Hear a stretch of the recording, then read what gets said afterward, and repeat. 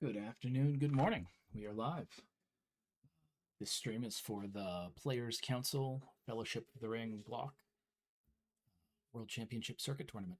This is our second to last circuit tournament of the year. We've got one more. It'll be a movie block PC tournament, followed by the final World Championship sometime in September or October. I don't think I've actually scheduled that yet. I'm Mock from the Players Council, and I'm going to be watching some games. So glad to have you join me.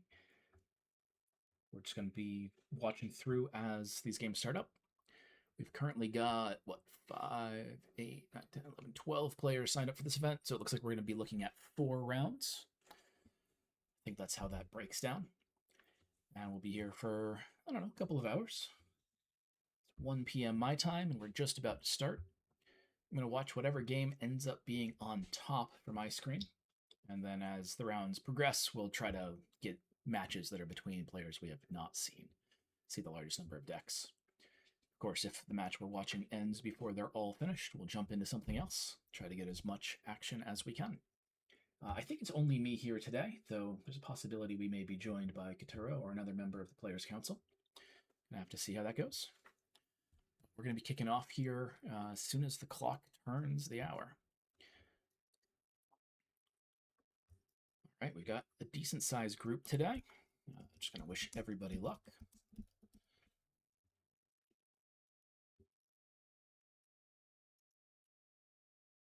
And I'm doing my best to watch Discord voice, Twitch, and the game. If you're commenting in one of those places, I apologize if there's a delay in me noticing the comment. There's a pretty decent chance that I'm not going to see it.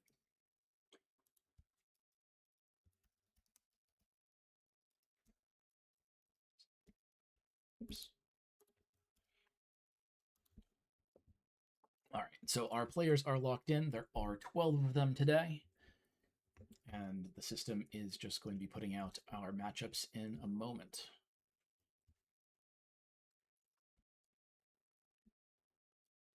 Assuming I set up the tournament correctly, and I sure hope I did. Been doing them all summer. I think I set it up the same as the others. Perhaps I'm forgetting that there's a 1 minute get settled period after the roster locks. There we go. All right, so we're going to watch Skilled versus Enelin as our first match this morning, or afternoon, evening, depending on what time you're in. We've also got Bird versus Fohammer, Balrog versus Stefan, Bilbicus versus Arbronco, Solifin versus Distali, and Mordref versus Arglos. Good luck, everybody. All right, we're watching Skilled and Enelin. Reluctant Adventure and Old Bilbo's Heir. It looks like Skilled has won the bidding war. Only 2 burdens. Fairly low start for both of these players. Got Prince of Mirkwood plus our tutoring Mary. PC can pull any Hobbit ally once per turn. And then Pippin of Tuxborough is great at keeping Frodo and your hobbits alive, especially if you have several Frodo signets, though at least at the moment, Skilled does not. Enelin is starting pretty classic Greenleaf, Arwen, Daughter of Elrond setup. Let's see what we've got. We're at the Green Dragon Inn, so Sam's going to be seeing play at least from Skilled on turn 1.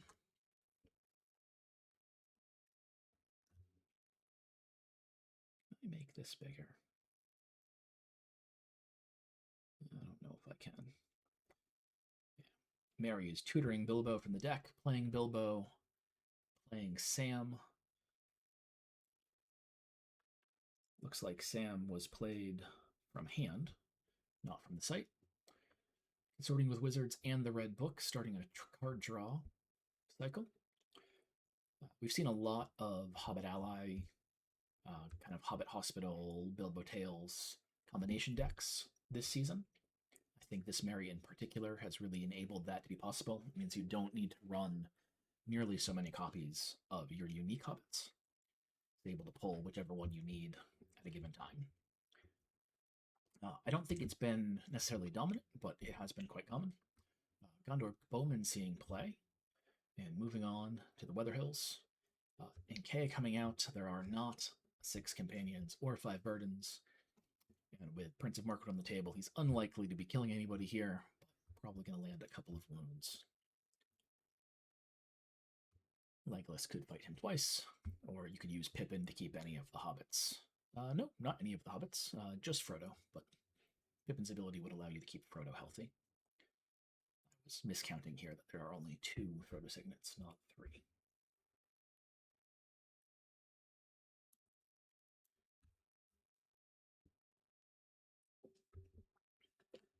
2 wounds on Legolas.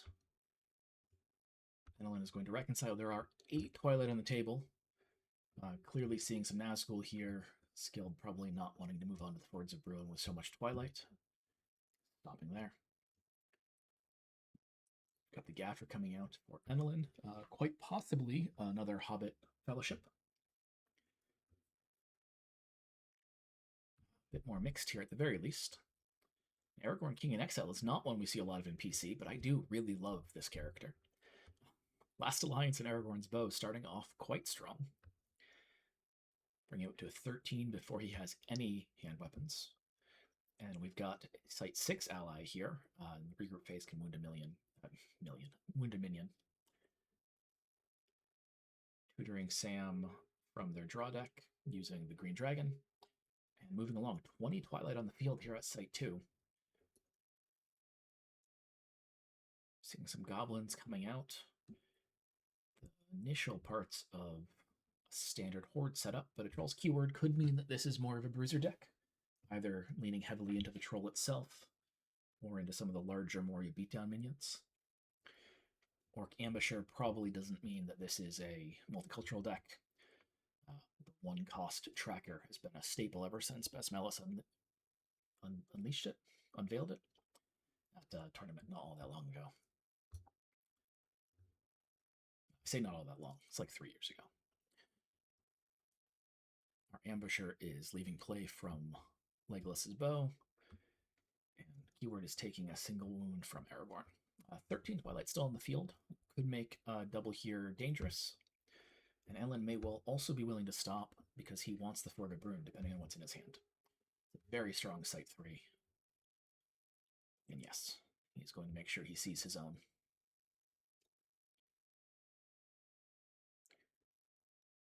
Back to Skilled's Fellowship. Nothing here on the site. There and back again to help keep the hobbits alive and keep that draw engine moving.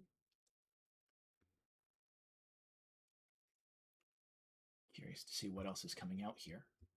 I don't know if Legolas is in here only to deal with Nazgul at early sites before something else comes out.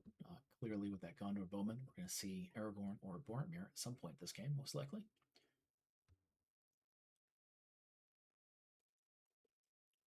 All right, Exerting Sam. This is another PC errated card, the Faithful Companion. In PC, he can only fetch, in standard Decipher formats, he can only fetch Build a Pony from your draw deck. I never saw play, not even in Fellowship Locked Decipher. Now can tutor any item into your hand, limit once per turn, any Hobbit item. So he's especially good at pulling Sting or Frying Pans. Mithril Coat has seen a lot more play since that errata. Does, of course, cost him his exertions.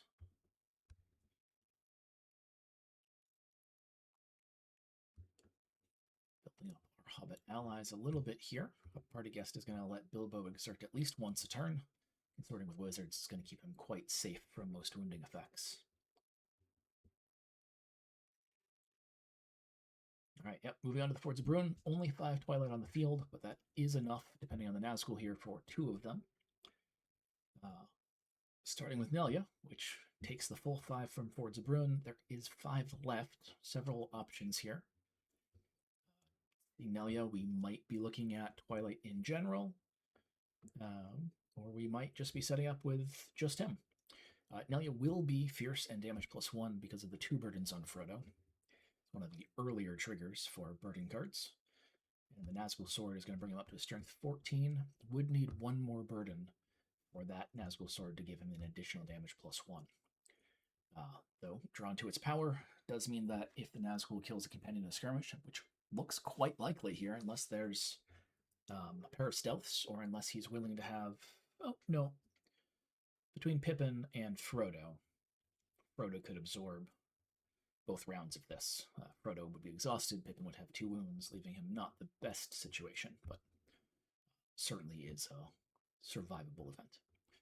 Doesn't need to look at losing one of the companions. Taking a moment to think on it, though. We're still technically in the maneuver phase. Neither player has passed. Wonder if Skilled is considering using there and back again. Ooh, wants to be found, putting that third burden on Frodo. Nelia is now a damage +2.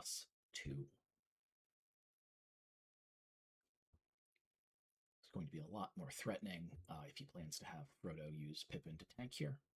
He won't be able to take both fights without taking a serious load of burdens. May well be considering taking Frodo for the first one and then sacrificing somebody for the second round.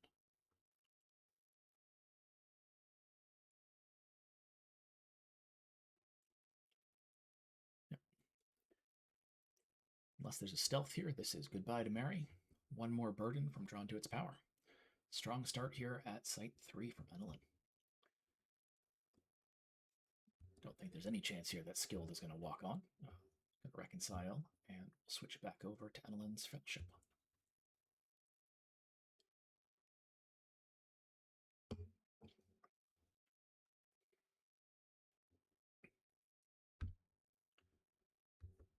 Yeah, Vegicide is in the Twitch chat. Says it was a good shadow start. Absolutely was. That was a very strong early shadow for Enelin here. Being at 4 burdens at Site 3, especially because Site 4 is probably going to add the 5th, is an excellent position for a Twilight Nazgul deck. We've got Enelin dropping Merry Friend to Sam, bringing up 6 companions. Whether or not he chooses to stay there after 1 round, we'll see.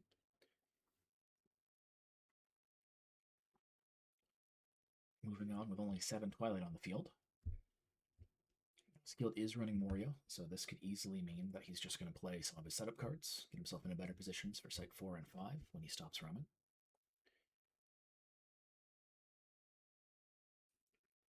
Let's keep these organized for him.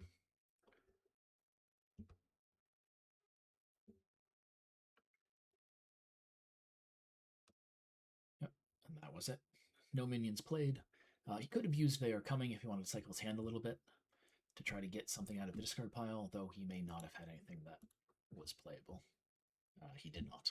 So, ignore me there. But Enelin has chosen to stop.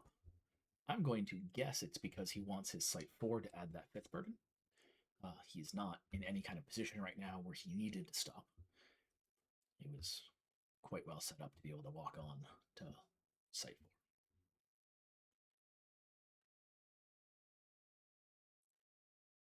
Healing up with the Fords of Brune. Guessing he's going to fully heal Frodo and leave the wounds on the hobbits.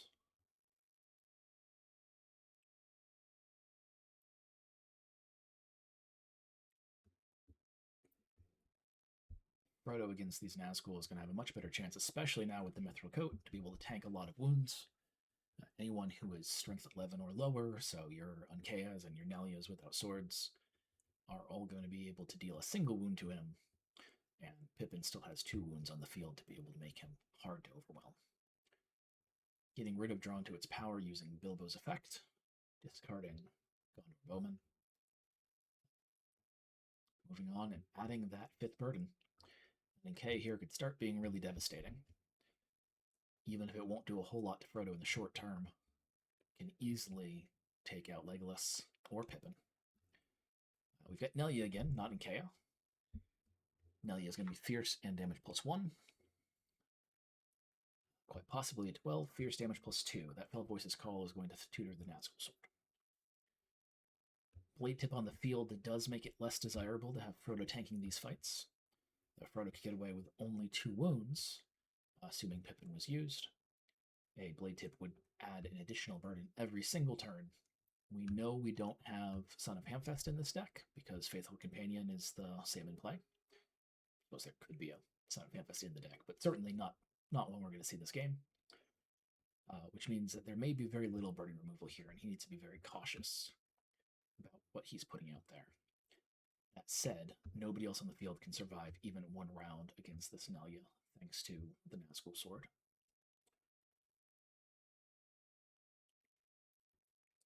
I don't think the game is going to actually end right here, but there is a good chance that Skilled is going to be unable to recover from this round.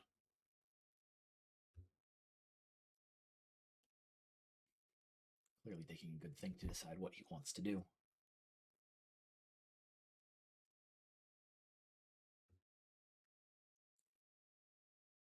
There and back again would save 2 wounds on Pippin, which could be pivotal. But again, that would result in Blade Tip dropping on Frodo. Though the only other option here is that 2 companions die. Saying all of this as if I know what's in Skilled's hand. Of course I don't. It's entirely possible he's running cards like Hobbit Stealth. But from what I see on the table, I think that was the likely result of this. Blade Tip plus the wound. Coming in 1 more wound. Frodo is going to be tanking here for a little bit, but Frodo's time is measured here by corruption. He can only get so far before he needs to toss the ring to Sam. Twilight Nazgul having drawn to their power, or coming for the ring. I'm drawing a blank on the name of it. It wants to be found. I was wrong twice. It's an easy card to hold in hand. You could have 2 or even 3 of them late into the game, making it feel like you're safe at 7 or 8 burdens when the game will simply end during a shadow phase, maneuver phase.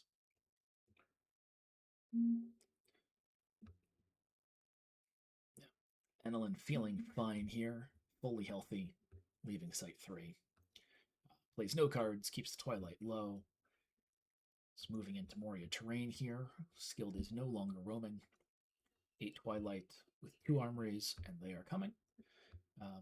Could be enough to see a good handful of minions here. We know there's a Scavengers in the discard pile, which could start a draw and discount engine. Goblin Runner coming in, being given a Scimitar instead of fetching the Scavengers.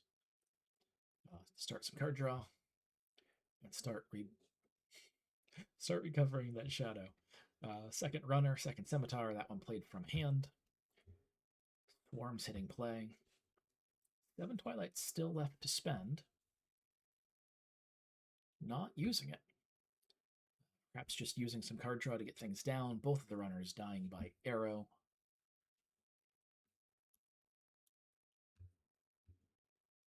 And stopping.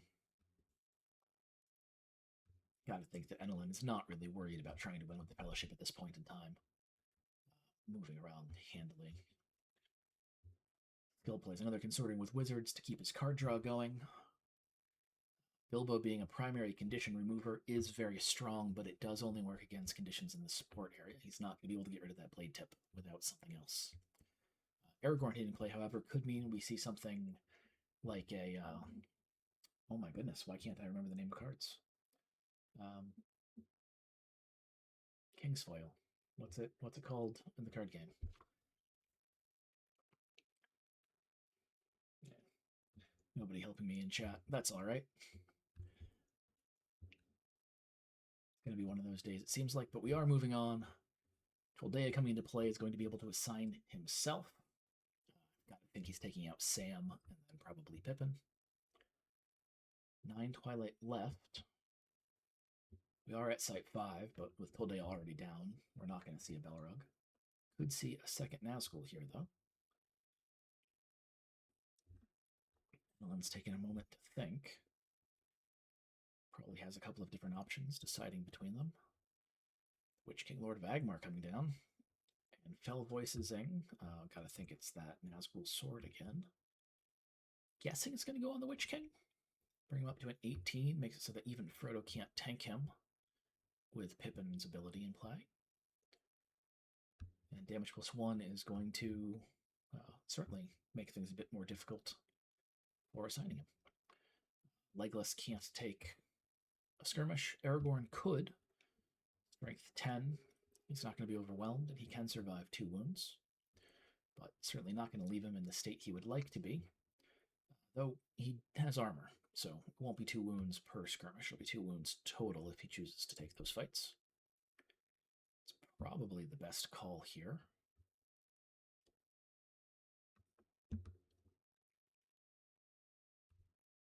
Resolving the Witch King first. Single wound on the heir to the White City. Day is going to eat Sam.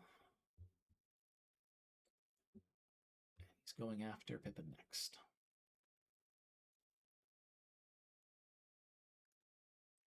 Removing as much of that Frodo support as he can. Definitely smart playing here. Another wound on Aragorn.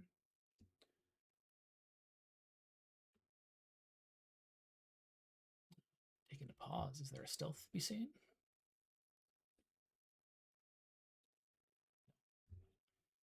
Pippin leaves the table as well.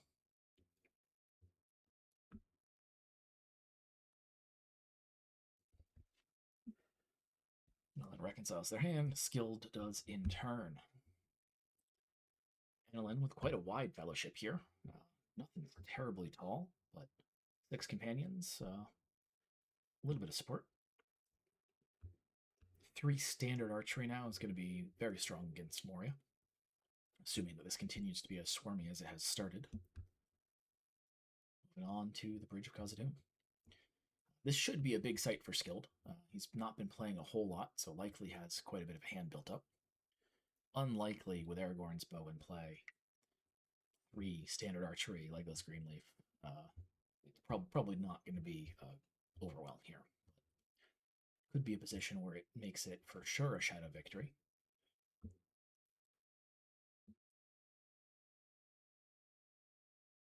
Scout coming out effectively for free.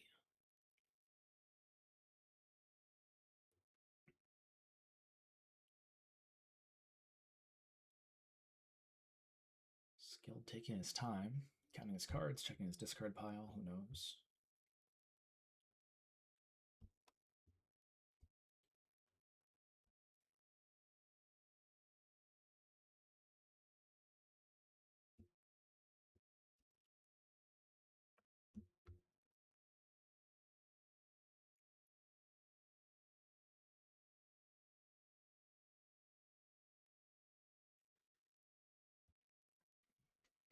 Drawing a scimitar from the discard pile with relics. Getting card draw moving and boosting out the number of points, or at least recovering the points spent for relics. 13 Twilight still on the board.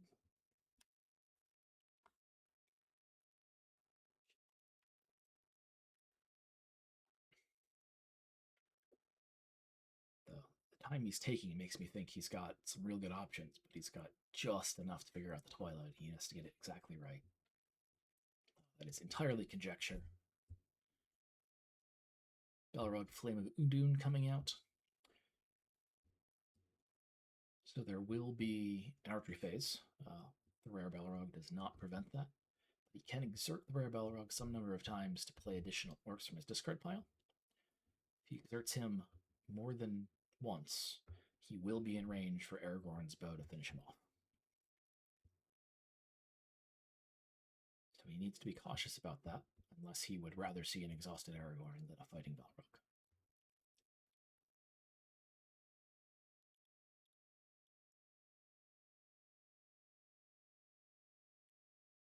Five Twilight left. Armory's out. We know he's got runners and scavengers in the discard pile. Still has 7 cards in hand, so we could start fetching some combination of those using They Are Coming. Could also be removing 2 of them, 2 Twilight, to start playing additional minions using the Balrog. They Are Coming is the call.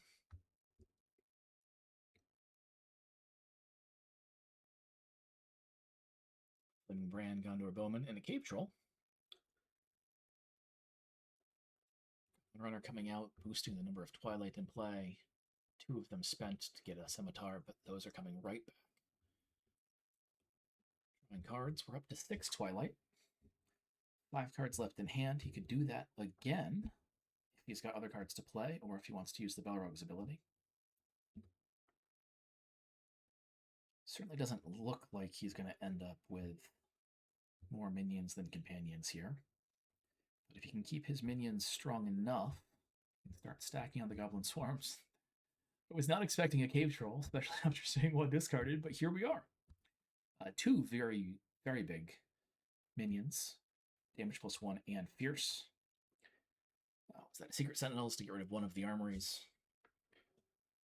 Hindered the other. So we're not going to be keeping any of the orcs alive, either Frying Pan or Directed Archery through Aragorn or Greenleaf. Could get rid of some of these runners. I don't think that's really something Skild's too worried about, but he sure would love to have them stacked on the Goblin Swarms instead. I'm a little surprised that the Goblin Swarms wasn't the target for either the discard or the hinder, because it does look like we're going to start seeing scouts and runners stacked here. 3 archery coming through, but the Balrog and the Troll can handle that if they need to. Well, I'm wrong. Not sure why the runners took the archery. At least one of them was large enough to win a skirmish against anyone but Aragorn, and the other could have taken on a hobbit to start trying to get stacked. And Aragorn is almost certainly going to be fighting one of these larger minions here. Not sure what I'm missing, but it certainly seems to me like 5 minions and a couple of wounds on the Balrog would have been better than 3 minions. All right, so Aragorn's going to finish off the Moria Scout. I think Arwen's leaving the game here, getting eaten by the Balrog. No! Merry coming to her aid, bringing her up to just high enough strength to survive one fight. Sam is going to be eaten by the cave troll. Both of these minions are fierce. Aragorn can for sure take one. I think Merry is going to get consumed by the flames.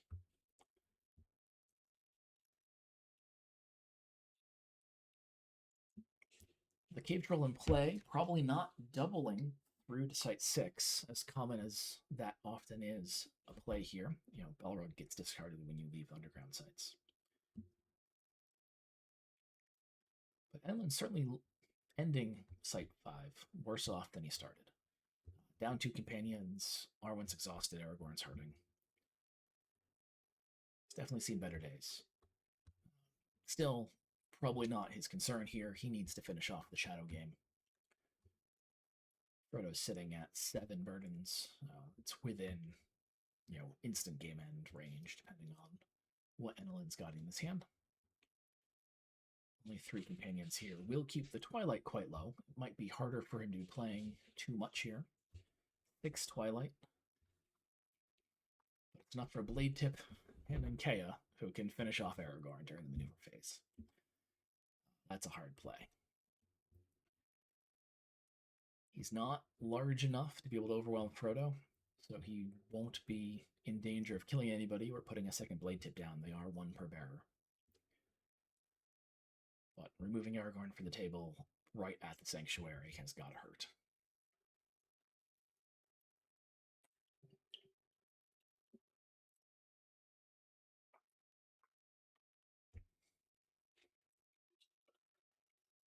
I expect we're seeing 2 Frodo skirmishes.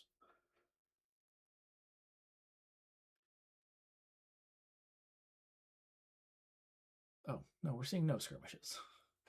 He exhausted himself, and Legolas is still there with their archery phase. Frodo checking the opponent's hand. Suppose he could consider a double here. I mean, every turn he waits is 1 point closer to corruption. But exhausting himself is a bad position if he chose to move. So I suspect he's just kind of seeing what's there, knowing he's going to stop, and be able to heal those wounds up at the beginning of his next fellowship phase.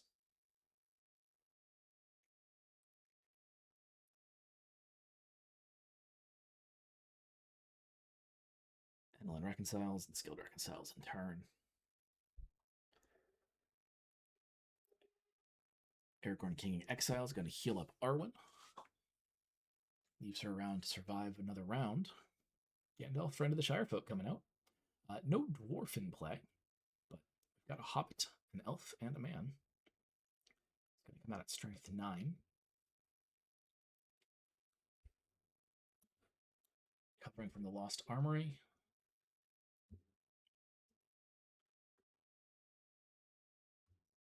Got a much larger shadow pool here, thanks to the Gandalf play.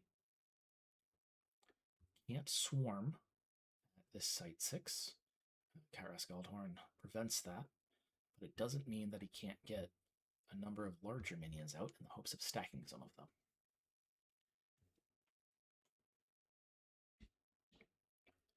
Worst case scenario, he can filter his deck pretty hard here. 6 cards in hand could all be discarded for They Are Comings, and can be done in a way that is likely to be able to fetch additional scimitars for card draw. Might not be enough card draw to use They Are Coming a third time, unless another scimitar was drawn naturally. But if he's trying to survive with his Fellowship one more turn, figuring out what his options are, and throwing away any cards he no longer needs, especially those for the Fallen Companions, it's a very effective use of the Shadow Phase.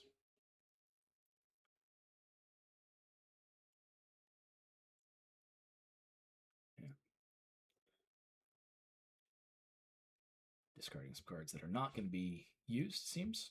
Troll's Keyword coming out. Fetching a scimitar for them.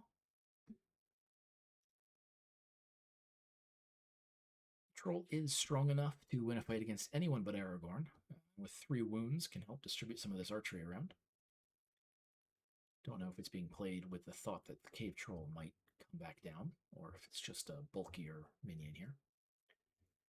Goblin Scavenger is tutoring its own sword, saving a little bit of Twilight there, continuing the card draw. 4 cards in hand for Skilled. 2 more minions would go a long way. Yeah, there's one of them. Cave Troll coming out with Foul Things.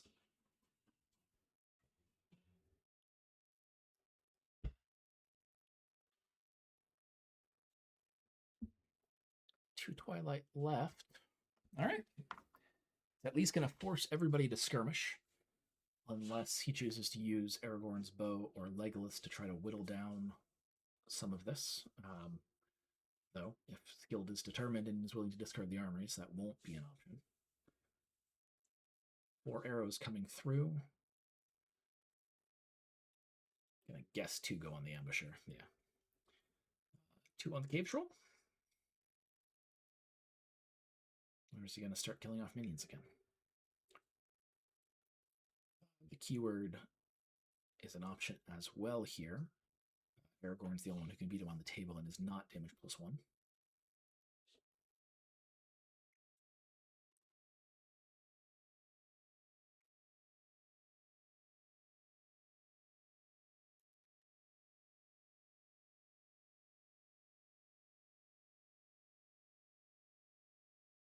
We are at site 6.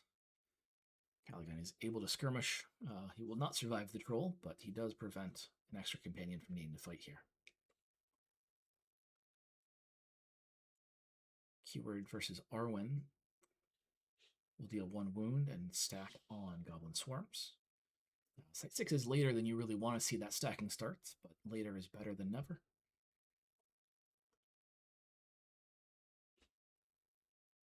Gandalf wins his skirmish. We lose Caligan. Cave Troll is fierce, though Gandalf or Aragorn could take 2 wounds from this fight without too much of a hassle.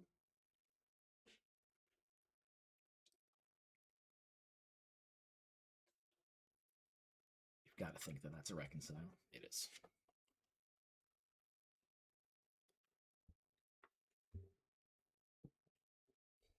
All right. Frodo as healthy as he's going to be for the rest of this game. If we don't see some burden removal, he does need to double either this site or next, or he will guarantee to lose to that blade tip. It is not unlikely that Enelin can add that 1 extra burden regardless, but even if Enelin has no addition burden adding in this game, the blade tip will end it if Skill doesn't take a run. Another party guest out. Bilbo's party is coming together in the background, even if Frodo is not attending. Boromir, Defender of Minas Tirith. Certainly, the ability to heal wounds on him would have been very useful early on. He could have taken a blade tip from a fight and kept himself going, but this late in the game may not be used. Uh, Regardless, an extra body against the Nazgul is going to stop Frodo from getting stuck fighting two of them. Getting rid of the blade tip out there. Imagine we're going to see the Twilight wiped out as well. Sorting with wizards. Oh, we timed out. I wasn't watching the clock. Yeah. It's unfortunate for Skilled. I do think that this game was fairly well in the bag, but still hard to see it. Good game both. Let's see if there's any others still running. Oh, we've got quite a few. Bird and Forehammer. We got a Site 9 play here. Let's watch the very end. Looks like Foehammer is in pretty solid shape. His minions are all wounded up, but doesn't look like he's ending these skirmish phases with Frodo at risk. Interesting to see some more Site 3 and Site 6 allies there. We have seen quite a bit of that, but both in the same deck is not as common as it once was. Let's watch Belrog and Stefan. They've got the most game left of the two piles. All right, we've got a rather piled up Witch King of Agmar fighting a rather large Aragorn. Looks like Belrog has an Estelle Elves Fellowship here. She loses the Prince of Markwood. Stefan clearly playing Nazgul. Looks like Beatdown, not Twilight. Though they could be mixed and matched. Certainly not unheard of. Quite a few burdens on Frodo here as well. It's got what appears to be a bit of a Super Friends or maybe Gondor heavy fellowship. The Sons of Gondor have arrived, or have returned, allowing Aragorn or Boromir to get quite a bit stronger as long as the other is assigned to 2 minions. The order of that card does prevent them both from being stronger on any given turn, or at least during any given skirmish phase. Boromir gaining Defender +1, but not something that matters here when the Witch King is the only card in play. 17 Fierce Damage +1 Witch King, both Blade Tip and Black Breath on the field. Certainly a strong single play. It's not going to overwhelm anybody here. Well, it's not going to overwhelm Aragorn. And Aragorn does have armor to prevent the Pale Blade from getting its damage bonus. Black Breath just for the fight, and probably a Blade Tip when the Witch King wins. Discarding what looks like the last Fellowship condition with the Pale Blade. Boromir taking the fight to him. Boromir getting strength +2 for every minion he's assigned to. Does make him deceptively weak before the assignment phase is accomplished. I have certainly been prone to thinking he could get an overwhelm when the +2 prevents that. So he was a 9 during the fight, even though he's a 7 sitting on the sidelines. Taking the 1 wound on him. Shield of Boromir has been updated. I haven't seen this played since the most recent errata. I'm really hoping to see it hit a bit more often. It stops Boromir's opponents from getting strength bonuses from weapons, and you can discard it to make him take no wounds during a skirmish, very similar to the version of Gimli's Helm. Alright, Belrog drops the Last Alliance of Elves and Men, boosting Aragorn to a 13, and moves. 9 Twilight on the field will be enough for 1 Nazgul, but won't be enough for 2, unless we're seeing some very kind of cheap options. Lord of Agmar, anything but a cheap option. Blade Tip does hit the field. Strength 14. Unless Aragorn's got a boost. Yep. Using his built-in ability as Estelle to discard... what is this card?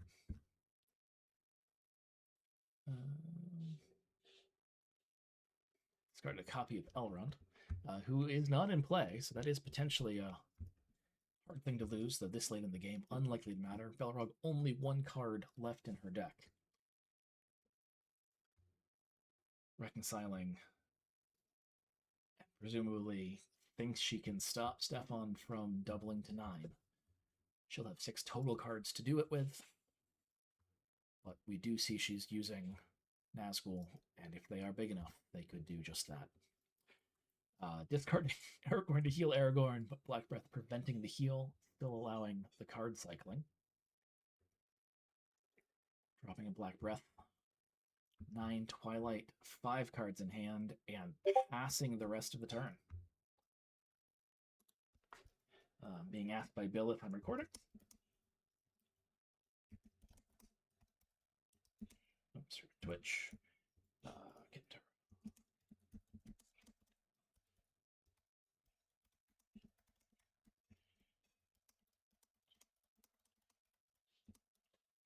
answering a quick question for Bill in the Gemp chat. Stefan did decide to double to 9, thinks he can survive it. Kea and Toldea dropped 3 cards left in hand with 10 Twilight on the field. Not going to be enough.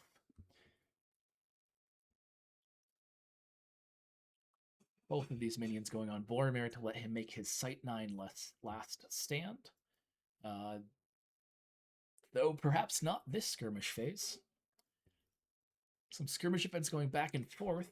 Rather unexpected one from the Nazgul. That's not ultimately going to matter. Frodo's not going to have to fight here, even if Boromir dies before the fierce skirmish. I do truly love seeing Boromir fall at Sight 9. I don't know if Stefan was intending for him to fall during the fierce skirmish, if that skirmish event was not played out by the Nazgul, but it always makes me very happy. Boromir should not be allowed to survive all the way through to the regroup phase. But there we go. Game is over. That goes to Stefan. Well played, both. I imagine they are all done for the moment then. We've got a 1 minute break in between rounds. So give the players a quick chance, and I am going to grab something to drink while they are doing it. We'll jump into the next match once they're up.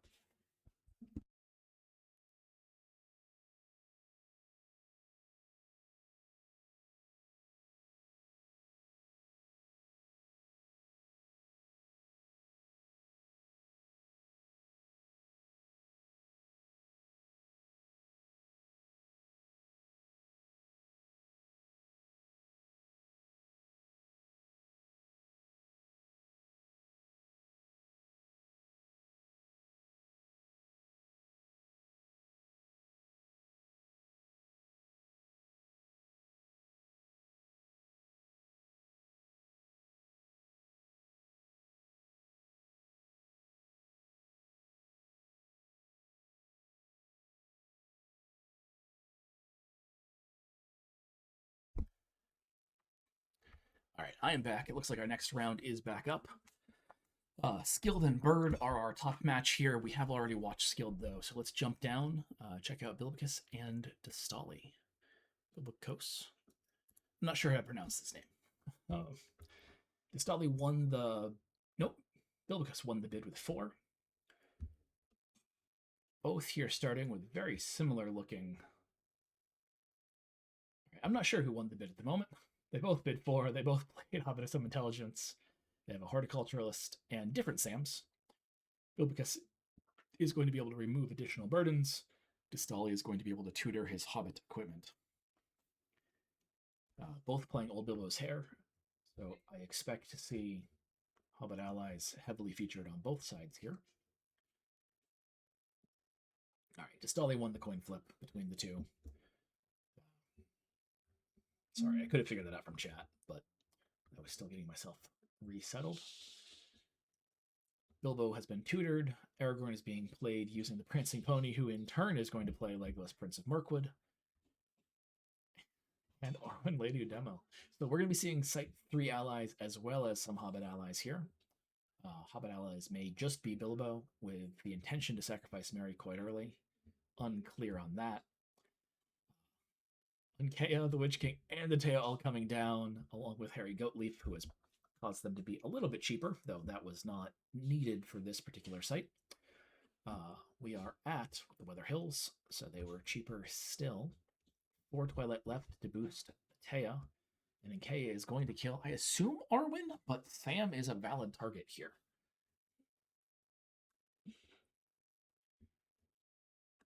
It's taking a think about who the target is going to be. Looks like we are going for Arwen. Host of the Last Alliance preventing the first wound. That's going to be important. It means that even 2 more exertions on the same target will not end her. Might be rethinking who the target is for the additional 2. They could still go on her, but putting them on Legolas prevents him from surviving a fight. Putting them on Sam would have prevented him from using his ability until he heals up. Harry Goatleaf is going to use his ability, forcing him to be assigned to a companion of strength 5 or higher, leaving the remainder of these Nazgul to fight the rest of the table. Gotta think here that Stolly is looking to lose at least Pippin and maybe Merry as well, get back down under 5, especially knowing that we're going to be seeing more Nkeas throughout this game. Could be hitting Frodo to toss the ring, but I doubt it this early in the match. But is close enough to 5 burdens that there's worth looking for it. Witch King taking Pippin out. Taya removing Merry from the board. Aragorn will take 1 wound from Nkea, unless, nope, doesn't have 2 Elven cards to boost up beyond the threshold. Arwen will make short work of Harry. Not hard for Destalia to survive 2 of these without hassle, but does need to consider if Legolas or Sam is going to die here. Could easily be holding a boost or a stealth, of course. Taya can boost to a 16. Does Aragorn have an Elven card in hand or a boost to prevent the overwhelm? Yes. Discarding copy of Secret Sentinels. No Elven allies on the table. And no conditions to be seen. Sam leaving play as well. Arwen takes a single wound. Certainly not the Sight 2 that Stolly was looking for, but most likely has survived with the 3 most important companions for him to continue moving on. He's reconciling there. Moving to Bilbicus's fellowship phase. Tutoring Rosie Cotton, allowing you to use Sam without the extra exertion to remove several of those burdens, and tutoring Aragorn using the Prancing Pony. I did miss that Vegicide said very good game all, but I do not know if he was referring to one of the ones from last round or is commenting on the current. I don't see timestamps in the Twitch chat room. Bilbicus has played a Lady Indomitable as well. We're seeing very, very similar fellowships here.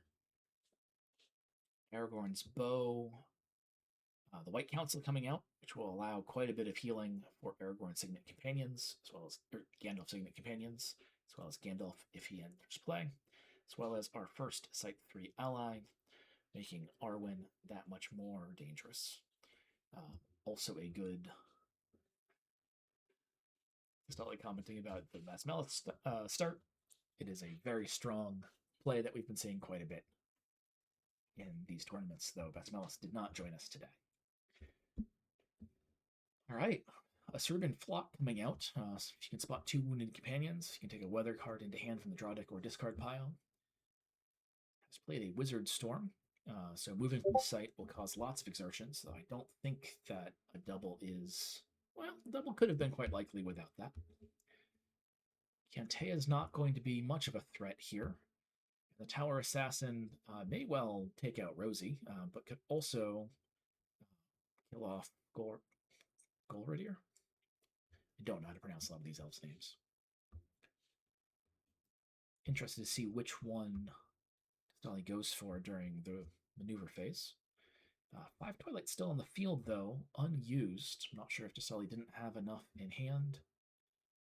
Yep, going for Golradier. Apparently not concerned about burdens for the remainder of this game. Preventing Arwen from getting her debuff during a skirmish, as well as preventing the buildup of additional elven strength. Aragorn's bow will pick off the assassin. Shrubane Flock. Creebane Flock? Doesn't have anything that he can possibly win in a skirmish here. Likely to be overwhelmed to Frodo or Sam. But Cantea, yeah, reducing the fellowship here, getting rid of Pippin. Going to put him under 5 companions. Either, nope, putting a single wound on Arwen unless Dastali has a boost. We don't often see Nazgul boosts. Their skirmish events don't tend to be very strong, and they're only really helpful most of the time to get just over that overwhelm threshold. But we saw Balrog play them earlier, and Dastali and Balrog play quite a few games against each other. So it would not shock me to see that we have some similarities in the builds here. Bilbicus did stop, which is going to allow Dastali to have the Fords of Bruin. Sorry, it's going to allow him to have the Fords of Bruin as Dastali moves. Elrond on the table will be able to fight here. With Vilya in hand, we'll be able to hinder shadow conditions that need to be removed. Considering the version of Bilbo that we have in play, that could be very strong to make sure that Blade Tips or Black Breaths can't get assigned before Bilbo has a chance to get rid of them. Another copy of Harry Goatleaf and the Witch King coming in for only 2 Twilight, thanks to the Ford and Harry's ability. 8 left. Could be a second Nazgul on the table. Potentially be 2 more Nazgul if we are running with some of the cheaper ones.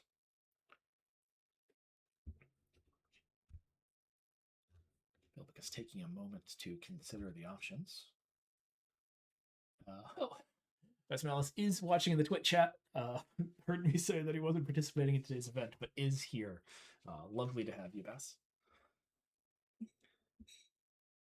Cantea and Lamenia coming out. Harry Goatleaf made them 1 point cheaper. I missed for a moment how they were all able to see play. That does mean Frodo's going to be stuck skirmishing, and Lamenia is going to be the cheapest of the options. And I am wrong, even as I say that, because at Site 3, Elrond can take a fight. Doesn't prevent us from having quite a few rather large, rather scary Nazgul here. Dastali's Fellowship is all wounded enough that nobody can survive 2 losses, except for the aforementioned Elrond. Harry Goatleaf going round 1 against Arwen. Dastali deciding how to assign the other 3 Nazgul between Legolas, Elrond, and Aragorn.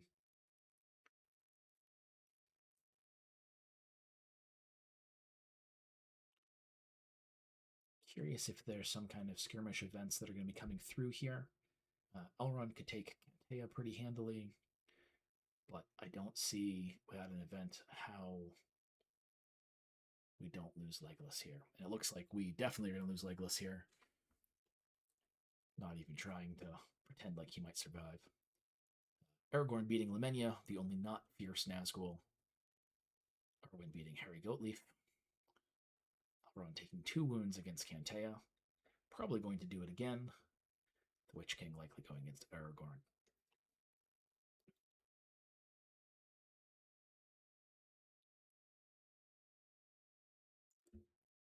Bilbicus being very effective with these Nazgul, leaving Dastali's Fellowship in a worse state than I'm confident he would like it to be at Site 3. But he will be able to heal up and be in much better shape as he moves forward. If he can just get enough allies out to make Arwen more useful, I think he'll be much happier. One of you must do this. We don't have Gandalf in play yet, but Gandalf signets are going to help fuel that boost. We've got Runil. Able to wound orcs, and we do have some of those coming from Dastali. Dastali playing a good variety of minions here. This might actually be a Nazgul deck, and we just happen to see some utility stuff round 1. 3 Nazgul, including Cantea and the Witch King. Did he use the Nelia trick? Lets you replace the site with your own. And there's been a decent amount of argument about whether or not it is a bug that you can use each Ford of Bruin independently. I'm of the opinion that it should be considered a bug. It's not play as intended, but I don't think there's been a final decision on that. I believe that is how it works today. So all three of these will be fierce. 210 strengths. Cantea really only matters against Frodo. Gotta think we're not going to put him there. Aragorn is going to exert out to get rid of Nelia. Does that mean Aragorn's not fighting, that Aragorn's dying, or that there is a boost to be seen? It is a stealth, so it boost only requires Elven cards in hand. But this first round, we're either going to see some stealths or 2 more dead hobbits. Pale Blade getting rid of the last lines of elves and men. Sam falling to Cantea. This is a brutal match on both sides here. Witch King and Cantea are both seeing really bad hits. Witch King and Cantea, my goodness. Distali and Bilbicus are both seeing really bad hits here. Both of these minions are fierce. Cantea could go most places without it being too big a deal. Only Frodo doesn't want to take that fight. But the Witch King, I suspect, is going to kill another companion here. If Bilbicus hadn't exerted out for Aragorn's bow. Oh, I've got to think there's a stealth event or some other skirmish event happening here, because Cantea discarding that sword puts Frodo in overwhelm range.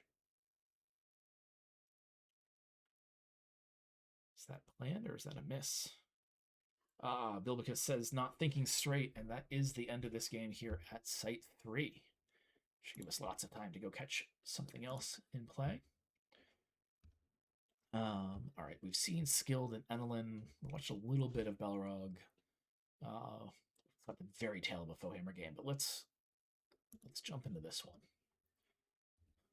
Seeing a lot of Nazgul, a lot of allies as well. That's been pretty fair throughout the entirety of this season. Nazgul and Moria have been largely dominant in the tournament scene, though there's been quite a bit of Uruk, Captain plus Berserker, seeing play as well. What I haven't seen that really shocks me, given the Hinder update, is we've seen basically no grind. I would think at this point in time in the meta that Sorrow and Grind would be very, very strong. The board wipes for conditions not existing in their old form anymore would leave that as a top tier shadow, but we're just not seeing it. Probably just means I am wrong. There's a reason I'm commentating these events and not playing in them. So maybe there's something I'm missing there, or that the Nazgul and Moria are truly just so powerful in the current card base that the grind doesn't keep up. Moving on to the Bridge of Khazad-dûm, Fullhammer has an okay setup fellowship. Legolas is surprisingly large as a fighter here. Witch King of Agmar coming out. I'm going to guess he's going to kill Boromir, just because Boromir can't survive the beginning of the next fellowship phase. No real reason to let him kick around.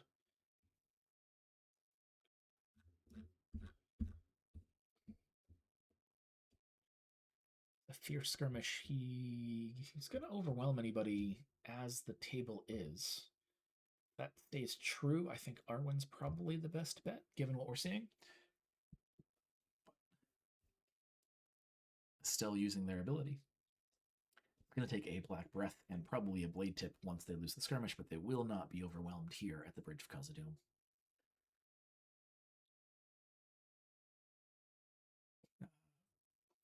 Smelis says, without allies, you don't have access to decent condition removal with your add-on Sleep. I think that's true. The Elven allies and Bilbo. Elven allies give you Secret Sentinels, and Bilbo does his tricks with tails. Certainly is probably, well, Smelis is the best player in the game. If he says that's the reason why allies are so prevalent, I'm going to believe him. I don't know that that's a negative thing for the meta. I'm surprised at how little ally hate we've seen watching these games. At least today, I think the only one we saw was the single tower assassin from Distali. I would think that they would be more prevalent, along with all of the Nazgul we're seeing, perhaps Goodness, is it Fear that discards an ally, and then there's one that wounds all allies? I can imagine both of those seeing a decent amount of play. Fear discarding an ally is a great tech against Bilbo, who, once he gets consorting with wizards, can't take those wounds. Especially given how often we see Mary pulling Bilbo on turn 1. I imagine that it's not uncommon in some of these decks that really rely on him, where there's only a single copy in them. All right. Looks like both sides here are playing Nazgul. These do look, every Nazgul deck we've seen looks very much kind of like Basmelis's Nazgul. There's only 3 or 4 different unique Nazgul along with some equipment. Seeing the same ones over and over again, I think can be really daunting. It makes it much harder to think you've gotten away with something. But it does limit the variety, clearly not impacting their ability in gameplay. Kentea going against Boromir here, discarding the Blade of Gondor. Still not in overwhelmed territory, and Boromir is going to be able to handily heal that up using his ability. No Black Breath on the field, and no Blade Tip to finish him off.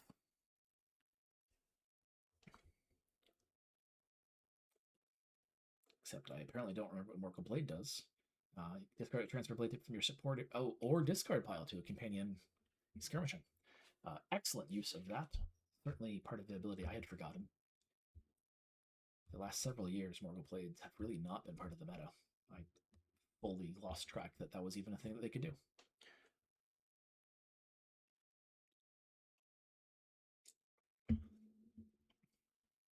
Games so far have been very bloody all day. Well, bloody or corruptive. But Shadow seems to be in a very strong position here. Nobody has survived Sight 9 that we've been watching. Hammer dropping Sting and moving to the Lorien Wood. Only 7 Twilight on the field. In Twitch chat, Boss is saying there could certainly be some ally sweepers in Nazgul decks, so it might be a good meta call to just play no allies. Then you're really vulnerable to Swarm and Grind, Moria. Even Urk Swarm with the tower. Excellent call. Yeah, Urk Swarm with the tower was something we saw a lot of in the last Fellowship event. Haven't seen it yet today, but the ability for the update to the Urk, I think it's the Berserker. If you spot 5 Isengard cards, his ability can trigger in addition to if you have 5 burdens to exhaust a companion. Makes it very easy for the Tower of Isengards to spot exhausted companions and add just a ridiculous amount of Twilight. So certainly seeing some of those side effects of the condition wipes leaving the game. Getting a Blade Tip on Legolas using the Morgul Blade, but Legolas is currently a 15 against Atea. I was not watching to see exactly how that happened. He's an 8 base and up to 11 with his skirmish, or with his inbuilt ability. We must have seen whatever the +4 against Nazgul boost is, but I was not paying attention for it. Yes, Defiance was played from hand. Legolas handily taking down his opponent, but Blade Tip on him nonetheless. No Black Breath there, so he can heal up at the Sanctuary next turn, but Aragorn will not have that option.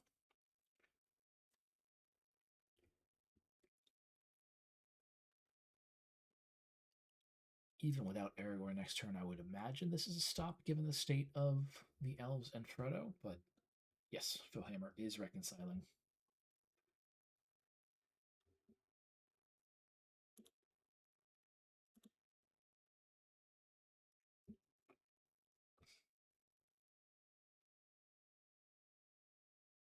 Right. Boromir going down to that Blade Tip. Thel and Frodo walk into Site 3, no cards played. 5 Twilight on the field. Is it a free walk? No. Lemenya is going to hit the table, and a Black Breath. That is certainly not good news for Argolis. Lemenya alone is big enough to win out of these fights. Black Breath is a problem, even if he has enough boost to get through it. Secret Sentinels coming out to remove Black Breath from the table. Certainly going to be a help here. I wonder if he faces off against one of the Site 6 allies, Orphan or Galadriel. Aragorn having an Elven card in hand to boost is, of course, another option here. But yep, Galadriel is going to take the fight. She's strength +3 from the Lorien Woods, leaving her strong enough to survive.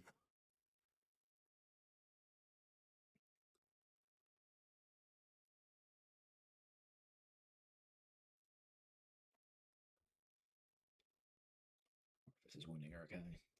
Not something we're seeing this match. All right. Bowhammer healing up, taking his blade tip wounds, losing Aragorn. Black Breath preventing the heals on him, of course. Do you have anything else to drop before moving on to Site 7? Into the Great River. Fellowship's played Great River cards cannot be played from draw decks or discard piles, so it's going to stop tutoring.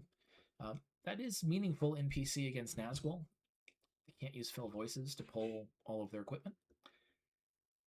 Not a Site 7 that you see a ton of. I wonder if it's particularly teched because Moria is a problem for this deck. Or if there's no other Site 7 fit what they were looking for. Witch King coming down. No friends. Leaves him only a strength 14, but a strength 14 fierce. The Black Breath on the table makes him an intimidating foe here.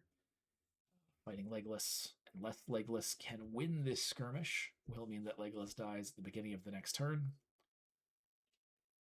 Tossing cards with Gwemagil. One imagines just to get them out of hand. Legless taking his wound and the blade tip.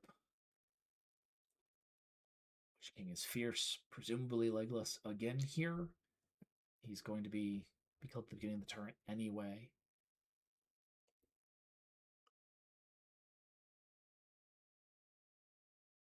More cards. Interesting that he chose to only do it once per skirmish instead of all at once. Not that that's in any way wrong, but there is no limit on Gwemagil for how many times it can be used in a single skirmish phase. Bowhammer clearly trying to make sure that they have enough shadow to get a kill here, because it is unlikely that they're going to survive another round where in the portion of the adventure path that just 2 companions and a site is still going to be enough to see a large hitting Nazgul. Excuse me. 2 blade tips coming down. Certainly not something that Argos wants to deal with. 10 Twilight on the field. Are we going to see Witch King? Maybe 2 smaller Nazgul? Are we going to see nothing played at all? Nope. Witch King, Lord of Agmar coming down. Fell Voices call being used, but being stopped. No, not being stopped.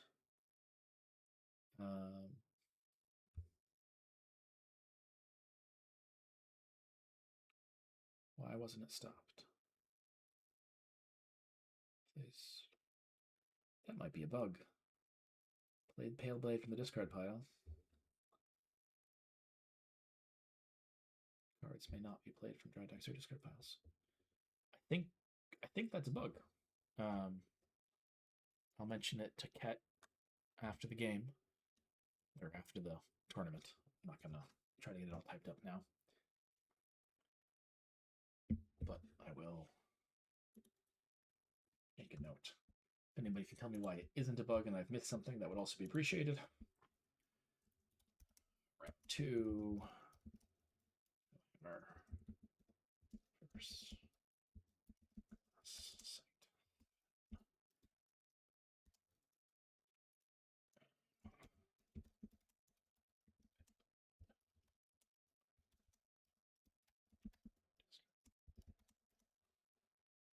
What is the name of the site? The Great River. All right. Note made. I will try to remember to come back to that after our event today. Bird has commented in the Discord chat that he's hoping that we'll see a recording of this event later. Bird, of course, is playing and so is forbidden from watching the stream, but says that they like to watch them on YouTube later. I'm pretty sure that this will make it out to YouTube. That's something that Ket has shown me how to do, but I truly don't recall, so I'm going to bug him later today as well. Once Twitch has compiled everything together, perhaps we'll get it uploaded this evening or tomorrow. Two Nazgul coming down here from Argolis. Only two companions. Frodo, too small to survive either, and recognizing it, concedes the game.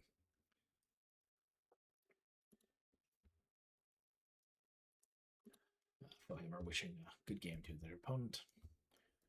All right. Balrog and Mozdref are still at site 6. Let's grab this one. All right, we're seeing a slightly different set of allies here on Mozdref's end.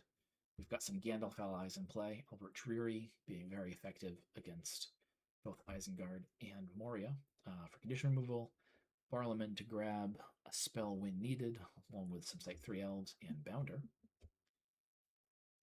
Also using quite a few alternate arts here. This is Frodo Reluctant Adventurer, so playing cards on him is cheaper, and Merry Friend of Sam can jump on and help another skirmish.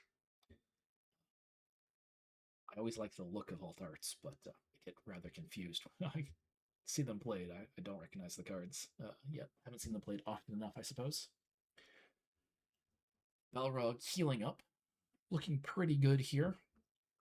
Boromir and Estelle both out with last alliances. Armor on Boromir and Aragorn's bow on Estelle. Legolas, Sam, Frodo all looking like they're kind of sitting where they're supposed to be. And Gandalf, Lorien has just hit play. He gets bigger based on some certain key elves, Elrond, Galadriel, and Celeborn. Two of them who are in play right now. Celeborn has not come out. Whether or not they're in the deck, I don't know. But can also, at the start of your fellowship phase, exert if you spot 3 elven allies. Take a Gandalf or Elven event in hand. I don't think Lorien is played all that often compared to Friend of the Shirefolk, but I do think Lorien is very strong if you've got a variety of key Elven or Gandalf events, but maybe not a lot of copies of them. All right. Looks like we've got a bit of a weather going on here. Armin Fell Voice is very good once weather hits the table. Uruk Ravenger, seeing Saruman, comes out very cheap. Uruk Captain helping play additional cards to really flood the table here with 9 strength Uruk-hai. A Raider coming into play. Do we have any dead allies? No. No allies in the dead pile just yet, but does make it more dangerous for any allies to exert. As you can spot other Isengard cards, so exert this minion to finish them off. A little bit of a swarm going on here. There is no archery phase this turn, so we're not going to see this swarm whittled down there.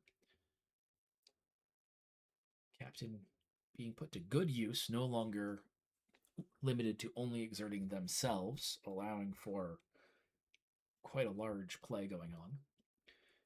Saruman not granting +2 strength to everybody because there is no weather currently on the table.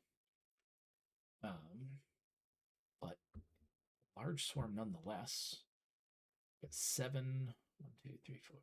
Yep, 7 companions versus 1, 2, 3, 4, 5, 6, 7 minions. Frodo will have to skirmish here. If Mozdref could have gotten a weather out, Saruman would have been skirmishing as well, bringing it up to 8 minions, outnumbering the companion count. Would have also made all of these much stronger. It's not in any way to suggest that Mozdref should have tried to play a weather instead of a final Uruk-hai. But Balrog has got to be looking at this, not terribly happy with the situation.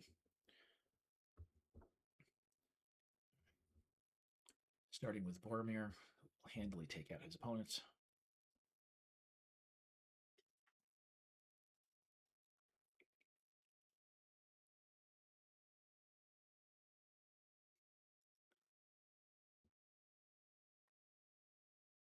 Frodo takes a wound. These trackers are not damage +1 until there is a dead Uruk-hai, which point they become very inexpensive strength 9 damage +1 minions.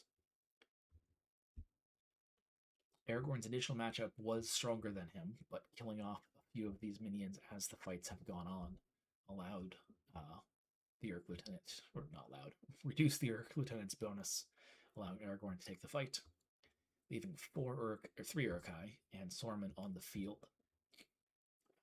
Aragorn has a Frostbite on him, which is not something we see very often.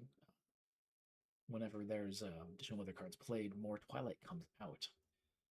So I suggested just a moment ago that perhaps he had to choose between a minion and a weather card, but that was not true. If he played a weather card, he would have recouped 2 Twilight, Wizard Storm being the most common one, and whatever the one that prevents archery being the next, would certainly have been paid back. So Modref must not have had 1 to play. Modref taking their Fellowship phase, healing up here. Gandalf and Frodo remaining wounded. Play tip on Frodo adding burdens, but there's not enough to really be worried about here. Using Barlaman to get... using Barlaman to get just a Wisp of Cloud. Really interesting effect. Barlaman was supposed to be nerfed by being updated to take a spell into hand instead of any Gandalf event. But that has resulted in certain Isengard spells being fetchable by your Fellowship. Certainly not a directly intended setup, but the utility has been limited enough that it hasn't proven to be problematic. It is, however, I think really, really cool. See a couple of comments here while we're seeing what is going to be dropped. Squirtle Baggins comments that Nazgul are really dominating the meta. I think absolutely that's what we're seeing. Vegemicide says that they love seeing Uruk swarms. And did he use Breeding Pit? I wasn't watching closely. I also did not catch whether or not Breeding Pit was used. No Breeding Pit shows up if I just do a quick search for what was played this game. So I don't believe so. Seeing Nelia and Kentea come down. Nelia did not replace the site. No archery phase is probably just fine, if less impactful against this Fellowship. Seeing some other comments in GIMP or in Discord as well. Bill says, really easy, honest. Just log into YouTube and click create and upload and follow the instructions. It's really not bad. Oh, almost certainly in reaction to me saying I don't know how to upload from the Twitch channel to YouTube. Thank you, Bill. I appreciate the notes. Presumably, can I upload that way from Twitch, or do I have to upload directly from my machine? I am recording, so I could do either way. But good to know. I think I have login credentials for the Players Council Twitch. I'll have to check that. But they're probably sitting in my 1Password. Vegemicide says, thanks for checking the Breeding Pit. No problem at all, Vegemicide. Happy to take a look. Seeing Modref's bomb here, I was wondering if we were gearing up for a Site 9 bomb. Though with the new captain, it's not necessarily something you need to stack your deck for anymore. You may well be able to do it with just a captain, enough Twilight, and the right cards in your discard pile. It'd be a really interesting thing to take a look at. All right, we're moving on to 9 Hitho. We're going to be drawing some extra cards here because there are more than 4 companions. Balrog is moving wide. He's got a large variety of both allies and companions in play. Modref dropping Murder of Crows and pulling Saruman using just a Wisp of Cloud, triggering Frostbite to make him effectively quite a bit cheaper. Using Murder of Crows to get a condition from the discard pile and dropping a Saruman Snow. So no special abilities can be played here. There's also a Wizard Storm making a double more dangerous.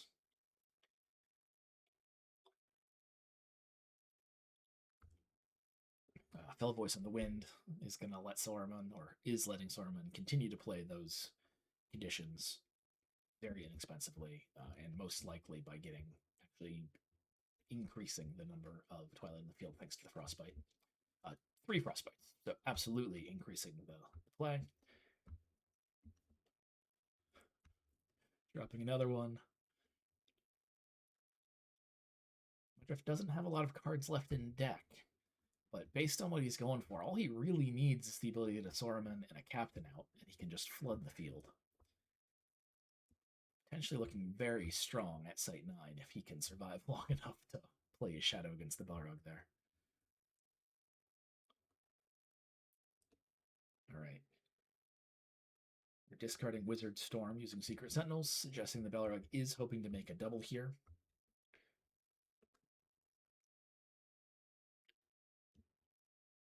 The raiding party is going to be Strength +1, but not Fierce. Can't spot 4 Urukai, even though there are additional minions. We also use Secret Sentinels to get rid of the Saruman's Snows. So our weather conditions are gone. Saruman will not be skirmishing, and our minions will not be Strength +2. 4 Twilight left on the field. Fight's ready to come through. Aragorn taking his without issue. Gandalf getting rid of the Murder of Crows.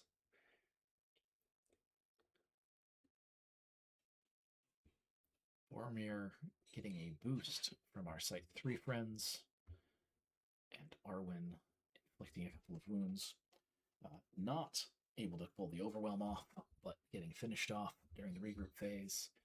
Ooh, also getting rid of Saruman during the regroup phase, which I think might have been a mistake. Leaving Saruman exhausted so he can't exert to use the Bell Voice on the air, if replayed, could be a real problem here. Just a Wisp is going to let him be replayed at full health and easily reusable. I think that may have been an error. Murder of Crows grabbing a Frostbite. Saruman exerting for Saruman Snows. Really stacking up the Twilight here. We are at Tolbrandir, so trackers are going to be able to get played at the end of the phase. Almost certainly the new Uruk trackers. Not new, but the PC errata Uruk trackers. I'm a little surprised that it's not the one that makes your Urukai cheaper, though cheaper might not be a consideration here, given the Twilight pool increase we're seeing. We're up to 32, and we still haven't seen... oh no. Odref used Tolbrandir, played nothing. I think he misclicked. Oh no. Oh no. We didn't see what was coming out. I don't know if Modref had a captain to play, which would have let the swarm really kick off. Yeah, he says could have played like 12 Uruks. I suspect that was an accidental misclick while checking out or placing one of the weather events. That feels like a real disaster for Mod here. I'm sorry to see that. They're chatting about it, Balrog being a great sport, understanding the kind of thing that Modriff does. Tends to play very kind of tricksy, uncommon decks. But that is an unfortunate one. Maybe they can have a rematch later on just for the bragging rights. Gonna drop out of this one. We don't need to watch the chat. Here it is. Do we have... Nope, that is the last match going on. It is, in fact, over. Yeah. Marks correctly as having ended. Just quickly seeing if there's anything else here to respond to. Does not look like it. Both Discord and Twitch are pretty standard right now. Looks like we do have 8 people watching in Twitch and 1 in Discord, which is pretty cool. I always have fun doing these, but I'm never quite sure how many people watch them. It's nice to be able to see those counts. So we've got another minute break here before the third round will start. Take a quick look at the standings to date. So Enelin, Distali, and Argolis are all undefeated. Everybody else has dropped at least 1 game. A lot of 1-1s going on. So it'll be fun to watch. We've watched an Enelin and a Distali game. We've watched an Argolis. We've seen all of these players. We haven't seen Solifin or our Bronco play yet. I don't think we've seen Bird play yet. So let's try to grab one of those matches for round 3. And then on round 4, the final match, we'll watch whichever one looks like it will be the deciding match for the first place in this event.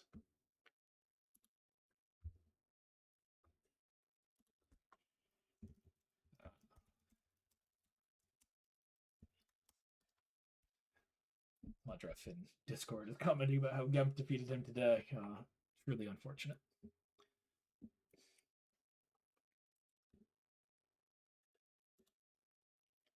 Yeah, Gemp not having a go back mechanic is something that a lot of people, including myself, think is generally really, really good.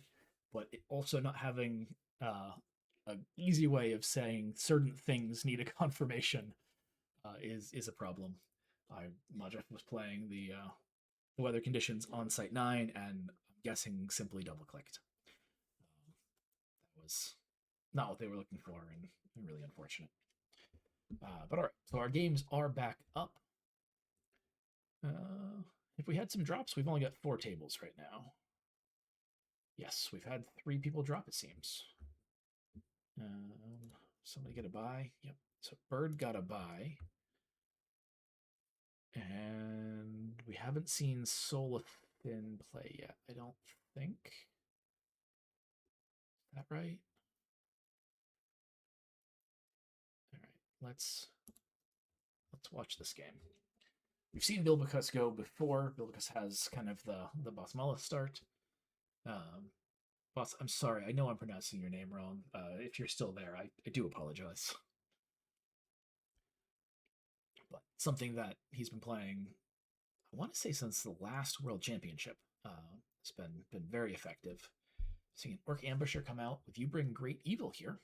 It's going to stop Sam from healing at Sanctuaries. We may actually be seeing... Are we seeing a grind deck? I really hope we are. Yeah, Under the Watching Eye coming out. Orc Assassin is going to be able to fight a Hobbit if he chooses. Tower Assassin could kill Elrond here. That could be real strong. And a Morgul Hunter, just to have somebody sizable in play. All right. I'm excited to be seeing this one. That Orc Assassin probably just going to kill off Pippin. I assume he's there to... Anyway, no. Going on Frodo.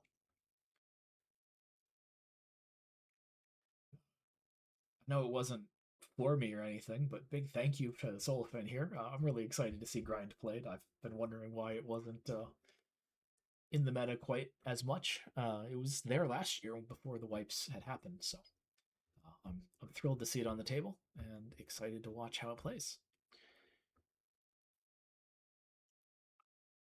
All right, Bill was taking a minute to figure out how he wants to do these assignments. Arwen could survive the assassin, Aragorn could survive the hunter, of course, but no hobbit can survive the ambusher. I kind of think Pippin is designed to be killed off here, but maybe just recognizing that it's grind, he wants to keep as many options as possible.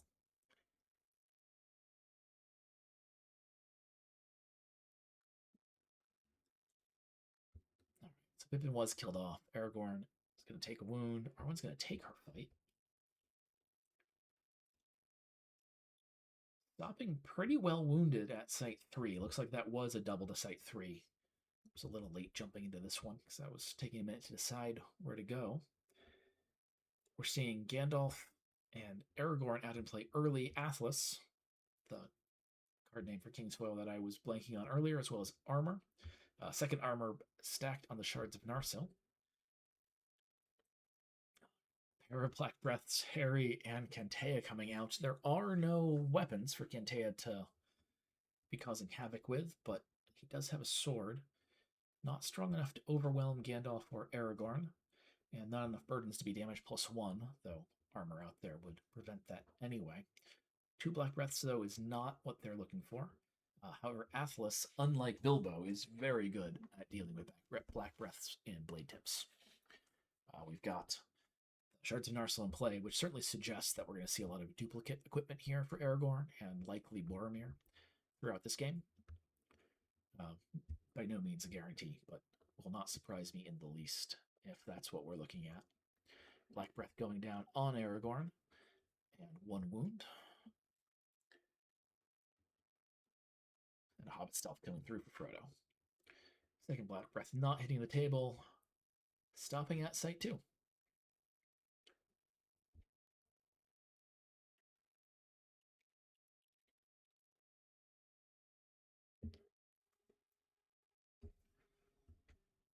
Rosie healing up, healing Sam in turn, but can't because it's Sanctuary. Aloran and Guahir coming down. Guahir is going to be able to skirmish at the next site, which will be very helpful.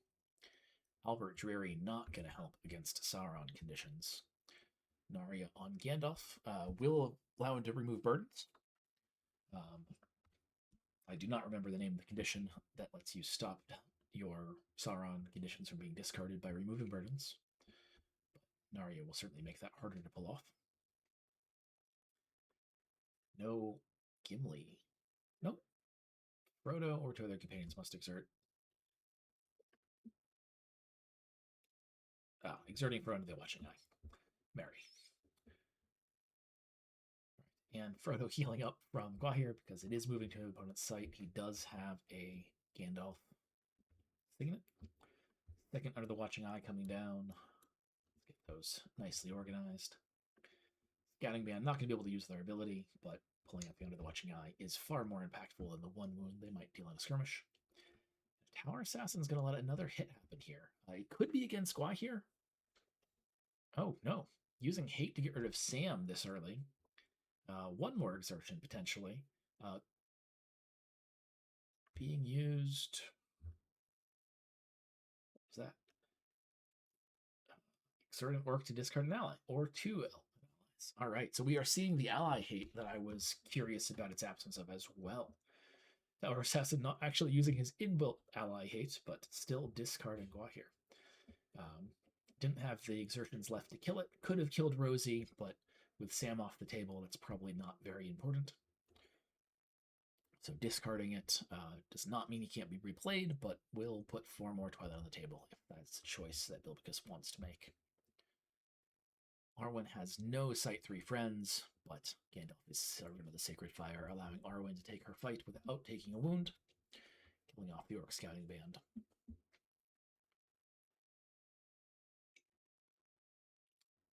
I say maybe early, given the delay here. Olafin considering a boost of some kind? Fellowship Block, the only boost for Sauron Orcs is a debuff based on burdens, and there are no burdens. So I'm missing something. Or Solifin is just taking a moment to figure other things out. I'm not sure what's going on, why we're delayed right here. Yeah, no additional cards played. Arwen takes her fight. The assassin deals 1 wound to Gandalf. Bilbicus stops moving. Solfin is behind already, so gives Bilbicus a chance to kind of take things slow if desired. All right, Boromir coming down. Boromir redeemed, PC V1 card here. Can become Defender +1 by spotting another companion with the Aragorn Signet. Looks like they all are. Or an Unbound Hobbit, which is not in play right now. And his Strength +2 for each minion he's facing. Harry Goatleaf seeing a lot of play today. I don't think Harry's a bad card by any stretch, but I don't tend to think he's actually been all that impactful. You know, his assignment ability this setup is doing nothing. Must be assigned to a companion with 5 strength or more. Is really not causing any issues unless maybe you've got enough swarm to want Harry to be left elsewhere, you know, unassigned. And the -1 cost only pays back itself in the event that you have at least 2 Nazgul to play and enough Twilight to play them. But we're seeing a lot of them, so clearly not an uncared for card here. Aragorn dropping still sharp to get up to strength +3, damage +1 against Cantea. Shards of Narsil being spotted makes that one of the strongest boosts in the game, though the requirement to see your artifact in the sword area does make it a bit more risky to put in your deck.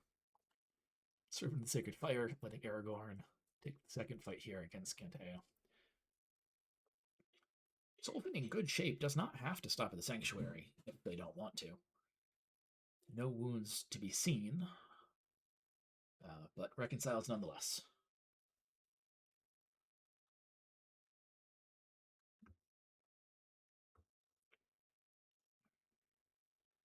Frodo gets a sword. Fellowship expands with Boromir, son of Denethor. Best Hobbit support in the game. Council of the Wise being played. Spotting Gandalf. This is a really interesting V1 card. Seen quite a bit of play in movie before the Saved by the Fire errata, but it allows you to basically double pay if you want to tutor an ally, an elven ally, as long as you can spot Gandalf. It makes cards like Elrond very expensive, but it also allows you to, as long as you can survive whatever's played with that very expensive drop, build your deck with a lot of variety in allies and not without needing a whole bunch of copies. Playing Brumil, which allows you to exert Orcs, a great choice here against a grind deck. Secret Sentinel is to get rid of one under the Watching Eye, hinder the other. We will see a third played, and Gaze of the Eye is going to allow some conditions to be saved if any burdens can get dropped here. No burdens in the field means Gaze of the Eye may not actually be useful this round. Interesting choice. Balrog is the Site 5 fight here, going against Frodo, using Boromir to keep Frodo from being overwhelmed. I think Frodo's just taking 2 wounds. Might do it again. Certainly not a bad play. Nobody else can survive without being overwhelmed here. Using Bounder the second time around instead of Boromir. Frodo, Old Bill was there, can of course heal Bounder up, even though the Hobbit party guests cannot. So Frodo taking a whole bunch of wounds, but probably not really going to matter for any future skirmishes, and better than losing 2 companions.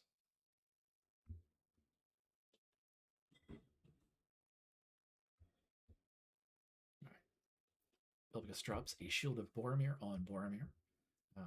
Once again, that's going to prevent weapons from increasing strength and can be discarded to prevent wounds.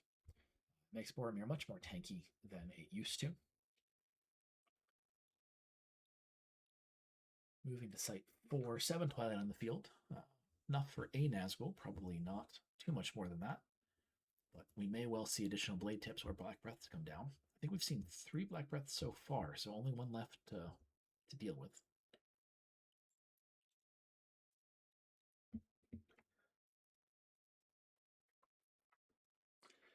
K hitting the table. None of K's abilities are going to be triggered here, but not even getting 2 wounds out. Looks like maybe putting 1 wound on Aragorn for to stealth the first skirmish.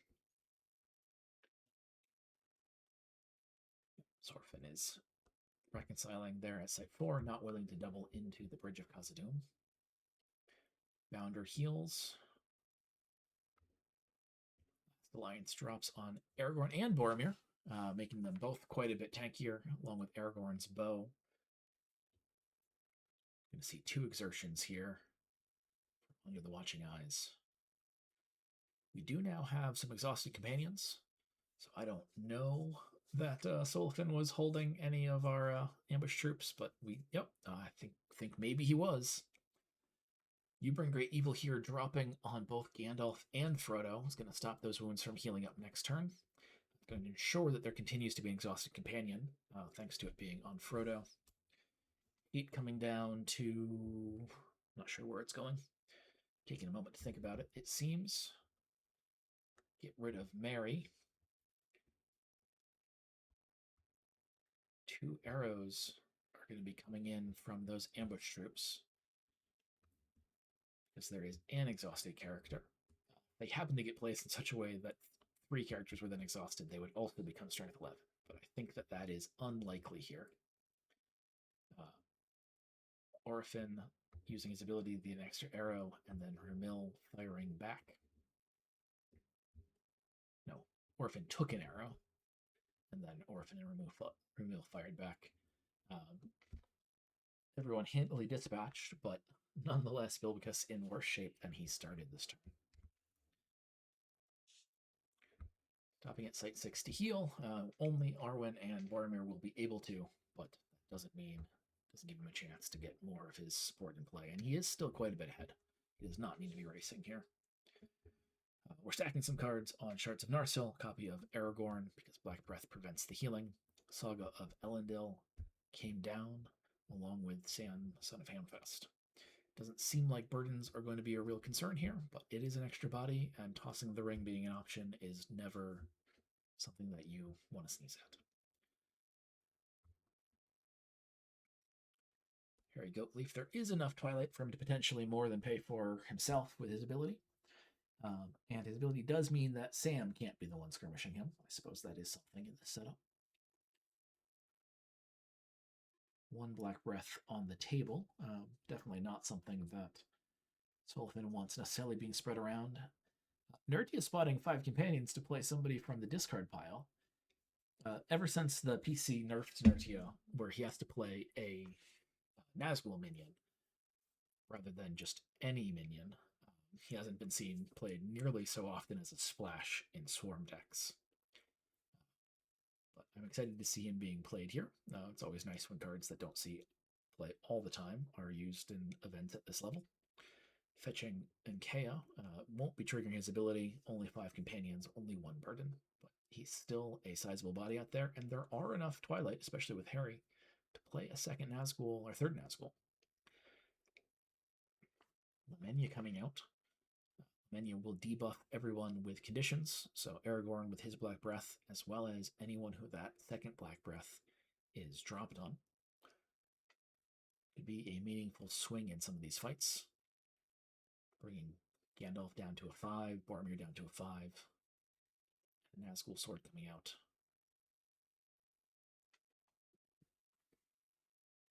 Boromir's becoming Defender +1, but is going to face Harry Goatleaf.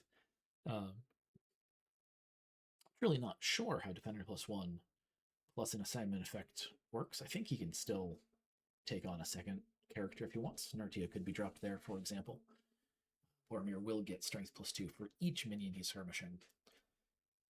So even with a Black Breath dropped on him, he would be a 7 and not overwhelmed.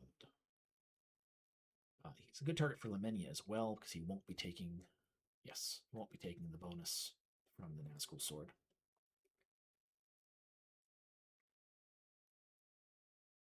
Skirmish is going first. I'm curious if he's going to drop the Black Breath or hold it for Gandalf. He does hold it. Gandalf being reduced to a 5. But reducing Nkea in turn, not going to take the fight, but is going to survive it with a Black Breath and a wound.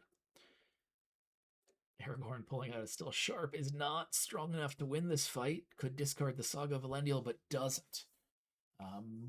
Not sure why that was used. Seems like that could have been held till the Fierce phase to see if it was required for something else. Only Lamenya is Fierce. Boromir will take a wound. Solfin stopping at the bridge. All right, Ilbicus healing up as much as capable, given you bring Great Evil here is dropped on Gandalf and Frodo. Dropping yet another companion. Losing all of his allies as he moves to the Anduin Confluence.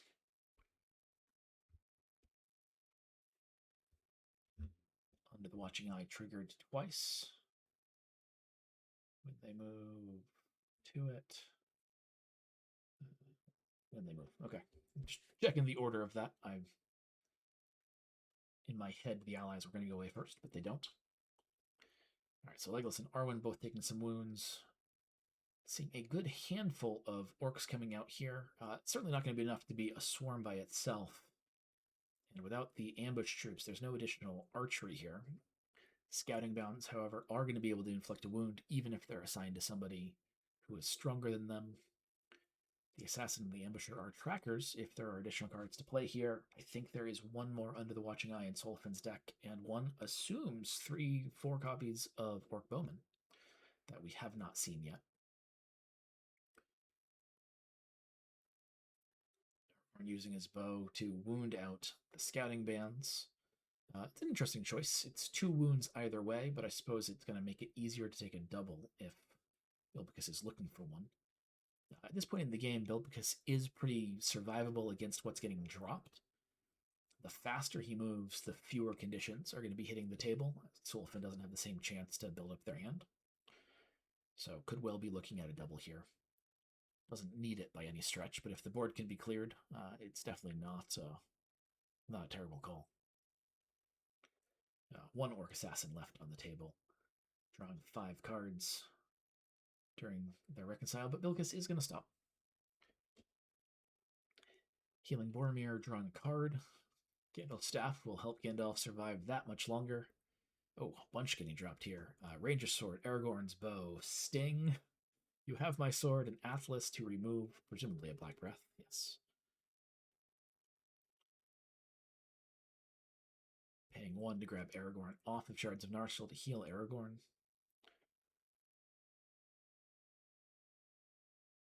Yet another Harry Gottlieb. I must be missing something with Harry here. I really don't think he's that strong, but we're seeing at least 3 or 4 copies in most of these Nazgul decks, so I'm obviously mistaken. Wolfen commenting on Harry as well.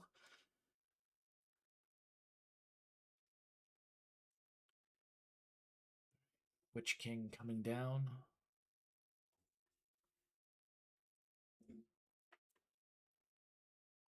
Yeah, the bit I've played with Harry, I've almost always found that I liked Bill better, and often neither end up in the final version of the deck. So somebody playing these Nazgul wants to explain where Harry's strength is really coming from. What is it that I'm missing? I'd love to know. We've got Lamenia and Atea hitting the ground along with a blade tip. Witch King is going to be quite large, but not large enough to overwhelm Aragorn.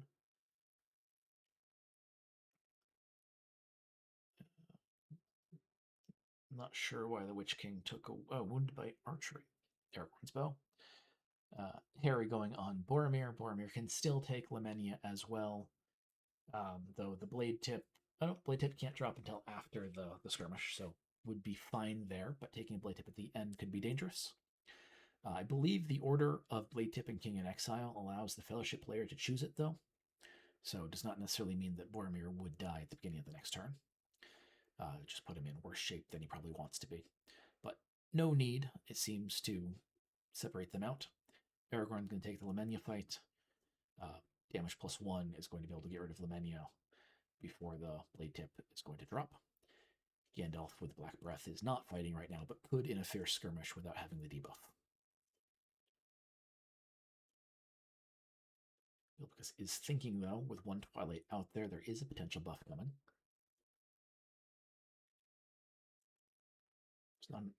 No buff. Frodo's going to take this fight. You have my sword. I really love this on Frodo.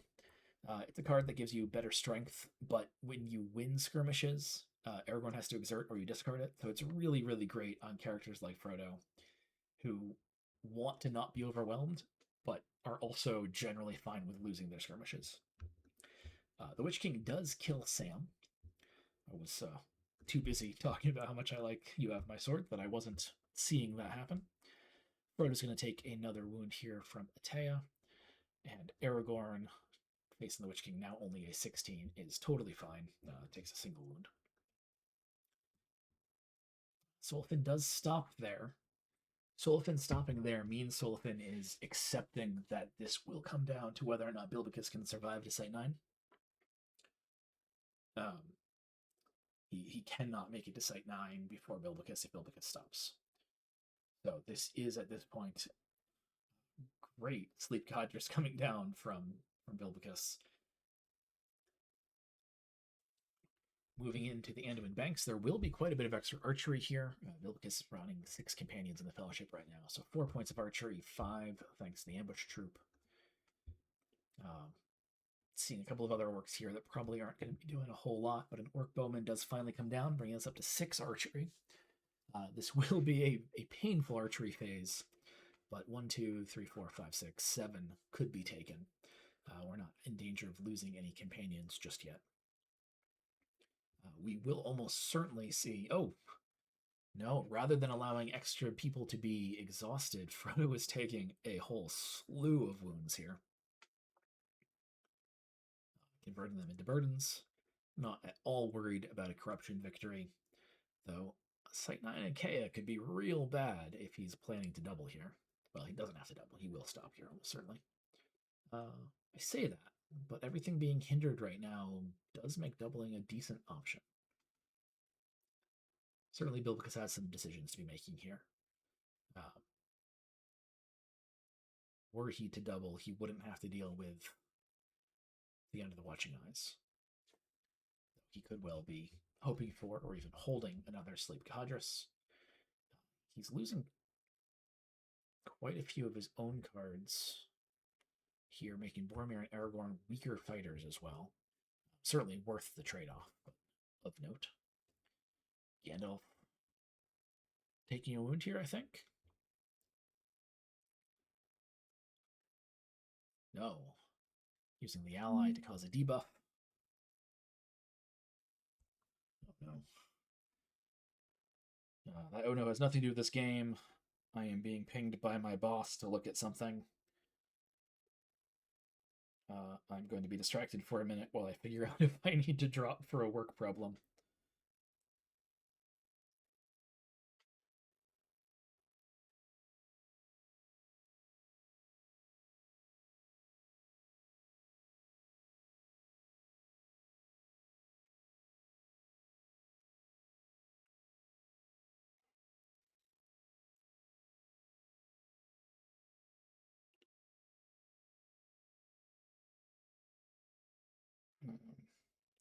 I apologize. I know we're at the end of the site here, but I need to figure out what's going on and what is needed.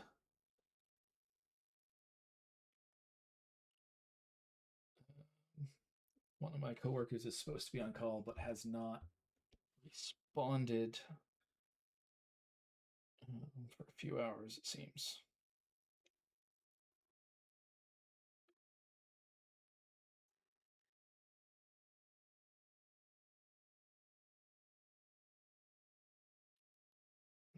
So there's nothing else going on that needs to be addressed.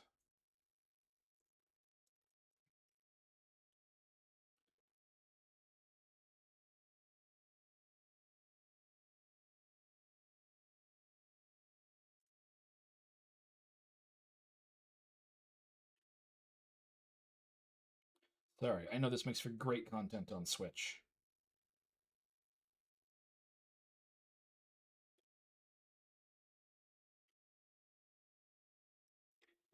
I am afraid that I have to go. I need to take care of something. I hopefully will only be a few minutes. So I'm not going to actually end the stream here. I'll even take a moment to get it following somebody for the next match. I'm not going to be able to pay attention to what's going on until I have it solved.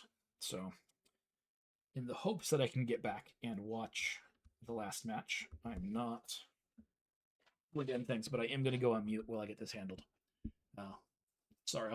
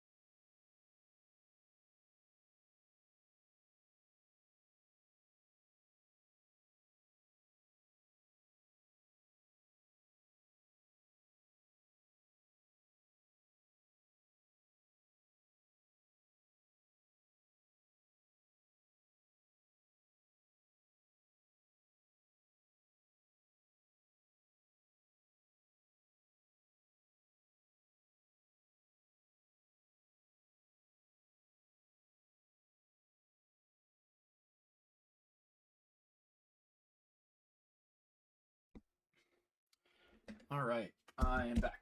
I've unblocked my on-call team and hopefully don't need to look at work again for the rest of the day.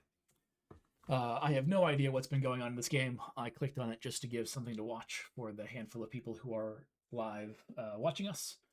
And I don't know if we have the skills on the PC, but maybe worth editing out the last 5 or so minutes of silence. Sorry about that. At the very least, I'll either myself or Bugcat to mark it as uh, something in the YouTube comment or description, to skip past. But looks like we've got Balrog at site 8.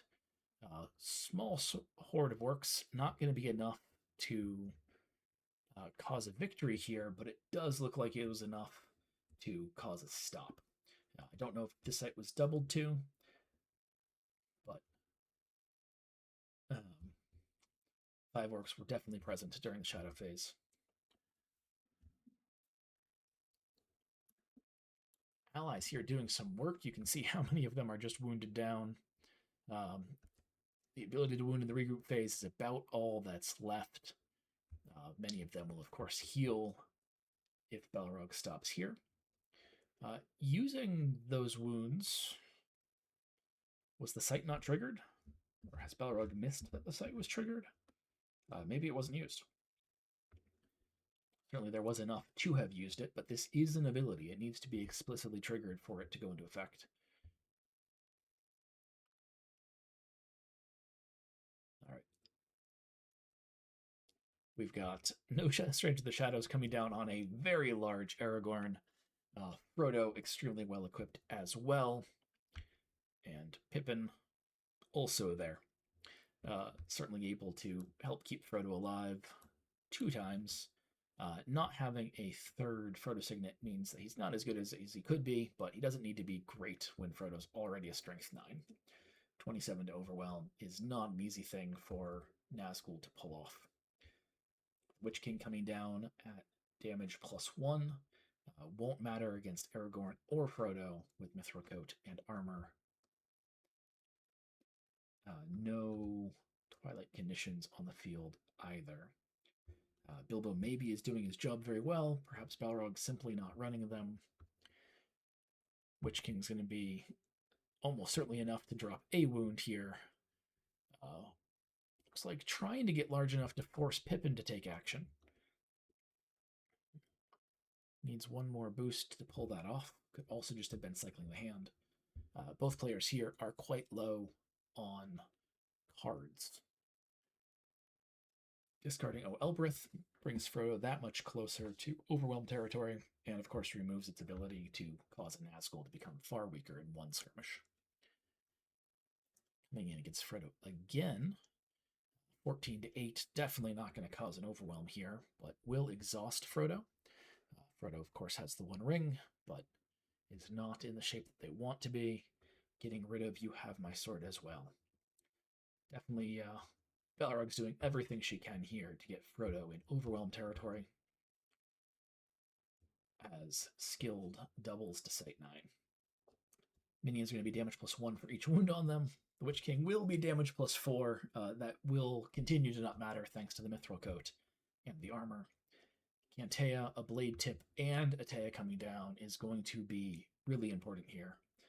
There and back to go to try to keep Frodo alive. All 3 of these minions are fierce, but Aragorn's bow is able to pick off the Witch King. And a Taya. Okay. Yeah, still just not having the fights here. Cantea can kill Pippin, can finish off Aragorn. Frodo doesn't even need to fight.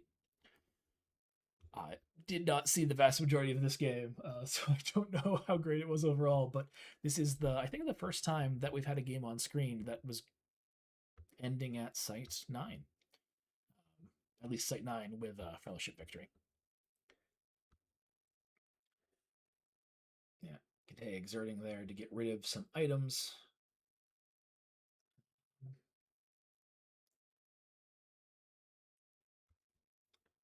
Taking out Pippin as well. Giving Skilled a victory with Frodo, and Frodo alone left on the table. All right. So it does look like we have finished all of those round 3 games. I'm going to not stop looking at Slack on my phone to make sure that everything is still good while we're not needing to do anything on screen. But seems like we are okay for the moment.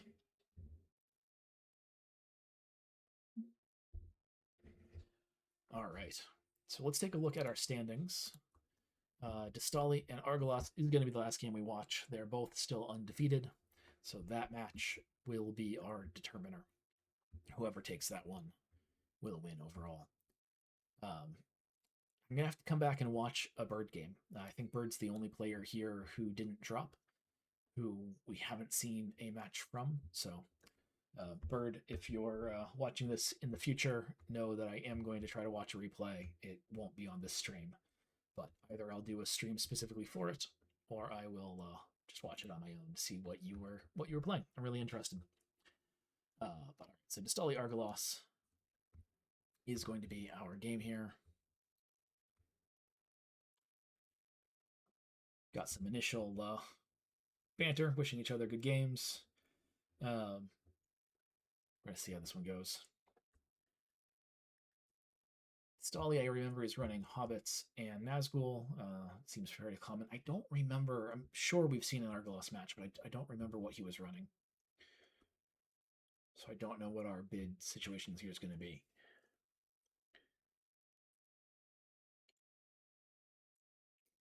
Looks like bidding 0. Just letting Distali take it. Distali only bid 3, coming in with Pippin, Mary, and Faithful Companion. Argalos with Arwen and Legolas. Arwen is not going to be very strong until we get some Site 3 allies. Legolas will help survive early Nazgul. Tutoring for Bilbo. Starting our draw engine. And we're going to see Aragorn played here in a moment. I think he plays Estelle, so we'll also see an elf come out, most likely. There's Arwen with Horde of the Last Alliance. Drawing yet more cards, protecting the elves here from additional wounds. I'm going to go for Arwen. Estelle hitting the table. Tutoring Legolas. All right. Dolly is very wide already. 7 companions on the board at Site 2. Moving into the streets of Bree, our Nazgul are going to be effectively not roaming. It's an interesting way of having relayed that. But only one hitting the table, Black Breath and Blade Tip out. It could be a 17 for any skirmish here, but is just going to clean up for the hobbits who have already done their job and allow Distali to get down to a 5 companion fellowship. I do not think Distali is going to double on that one, though it would have been an interesting call. Argalos didn't have a whole lot of cards to reconcile into, but if he drew minions, it would have been a problem. So we're seeing Estelle here as well, tutored with the Prancing Pony. He's getting a bow and Last Alliance of Elves and Men. And we are seeing Strauer here, Aristar, who is able to help prevent wounds to elves, especially those caused by Nazgul cards, Nazgul or Sauron orcs.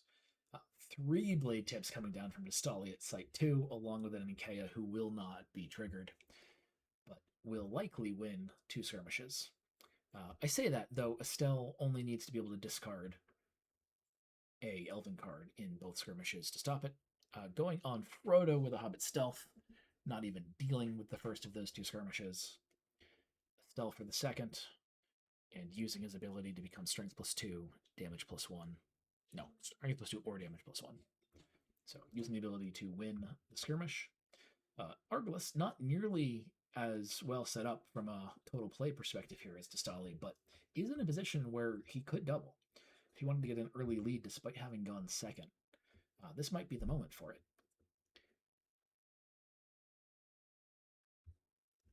Distali did just reconcile 6 cards. Moving to the Fort of Brune, 8 Twilight is not bad. Ikea already being on the field is going to be a problem, but if this is a more kind of modern standard of what Basmalis plays, there's probably not enough variety in Nazgul to really take too much advantage. So Atea could become up to a 14, and the Urg Raider is not going to trigger here. Aragorn using his bow to just shoot down Atea. Doesn't want to deal with him. The Raider's going to take an arrow from Legolas. Atea still is a threat here. Without a boost, can drop a Blade Tip and a Black Breath on Legolas. Almost certainly not the end of the world for Argolas, but not something that he particularly wants. Legolas being a 9 against the Nazgul with no equipment is going to make him valuable for as long as he can stay in play. But looks like Argolas is just deciding that he doesn't need to be in play. The double drop, Black Breath, and Blade Tip means that if he takes the wound here, he will die at the beginning of this phase. He will not be able to heal first. Oh, no, I am mistaken. Estor is going to prevent that wound. I'm going to be honest, I think I forgot that this could apply to just a normal skirmish loss. I don't think I've seen it used that way before. It's usually used for, stopping things like hate or blade tips. But there we go. Back to Distali, get a Hobbit Sword for Frodo, some Stone Trolls. Not going to be making Frodo stronger here against any Urks or Trolls this game, but it will draw a card. Thrower's Map is going to allow him to play an important site of his choice. Often that comes in to stop ally hate for Site 7, but could be any variety of places here. Discarding the Stone Trolls to get rid of those support area conditions. Frying Pan for Sam. We've got armor on Aragorn. And a Destroyer of our own. I'm just going to tidy this up a little bit so we can see what's going on. Moving into Site 3, it's a lot of Twilight on the field. This could be up to 4 Nazgul. Maybe 3 if I've counted poorly. Nelia going to do the replacement trick. I think we're back up to a possibility of 4. Yeah, Distali even commenting on the Nelia double tap. Toldea is coming out, will not be triggered. Still 9 Twilight on the field. Either letting Atea be huge twice. Argolas says does not have another Nazgul in hand. Unable to use that last 9 except potentially for an Atea boost. Now, Atea being able to get up to a 16 2 times will be meaningful here. Arwen and Aragorn, that could be a problem. Legolas, of course, will be able to take it. Strength 9 against Nazgul. Stali's even commenting that with no Blade Tip or Black Breath, he's going to survive this site.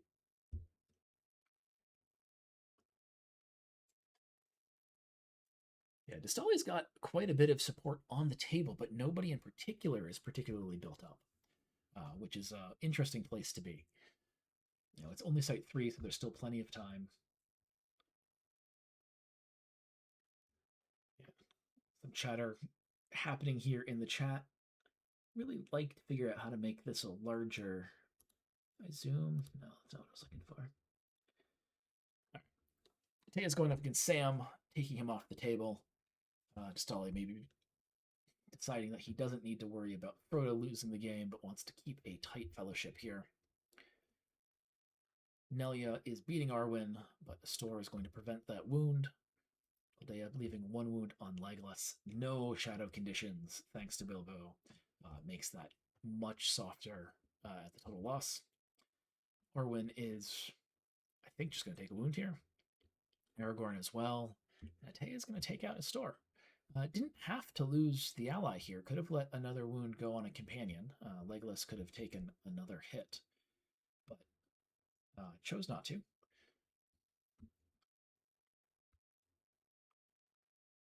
Maybe Astor's job was just done, but for assuming that Distali is running Elrond, they definitely could have been used again, and they were continuing to make Arwen stronger in the fight. So I'm not clear on that play. Got Nico in Twitch chat saying it's time for Lord of the Rings TCG again. They seem very excited. Hello, Nico. Nice to have you. Nice to have you here watching. If you joined during that down period where I was really quiet, I'm sorry. All right, so we've been seeing the Creedman Flock come out along with a Wizard Storm. Flock is just going to get shot down between Legolas and Aragorn's bow. But doubling to the bridge does trigger the Wizard Storm. Everyone's going to take some hits here. Taya and Kentea both hitting the field. Somebody's going to get a sword, maybe a Morgul Blade. We've got 2 Black Breaths, 2 Blade Tips. Legolas is already loaded up with those and is going to die at the beginning of the next turn. Another Fell Voices call. Taya is going to be 14, Kentea 12. I think there's going to be a single. No. Looks like that second call was unable to find a target card. Had 2 of them in hand, but only 1 Nazgul Sword in the deck, perhaps. All right, so we've got 2 12s. They're both fierce. No damage +1 at the moment. Not enough burdens to spot. But nobody on the table is going to be able to win these fights. Both Arwen and Aragorn can survive without being overwhelmed once. Yeah. Aragorn is going to discard a copy of Vermil, getting +2 strength. He will take a Black Breath for his troubles, but he will win the skirmish. Yeah, Kentea is discarding the bow. Legolas is going to leave play against Taya. They are both fierce. This is definitely not a good spot for Argolas. The amount of Twilight conditions on the table just waiting to drop here is going to be a real problem. Unless there's an additional trick, Arwen is going to lose her skirmish and get blade tipped. Potentially Black Breath. Is this the Galadriel who heals? Yes, another elf at the start of the turn. So would need to use both to secure a kill. But didn't use both. Interesting choice. Perhaps just wants to... No, I'm not sure. I'm not sure why Distali didn't use both. Arwen will be able to continue in play next turn. Blade tip on Aragorn. He can take the 1 wound next turn, but is not long for this world if we don't see some condition removal. Now, we've got Elven allies, and we've got men. Condition removal is almost certainly part of this deck, but it needs to see play at the right time for it to really matter.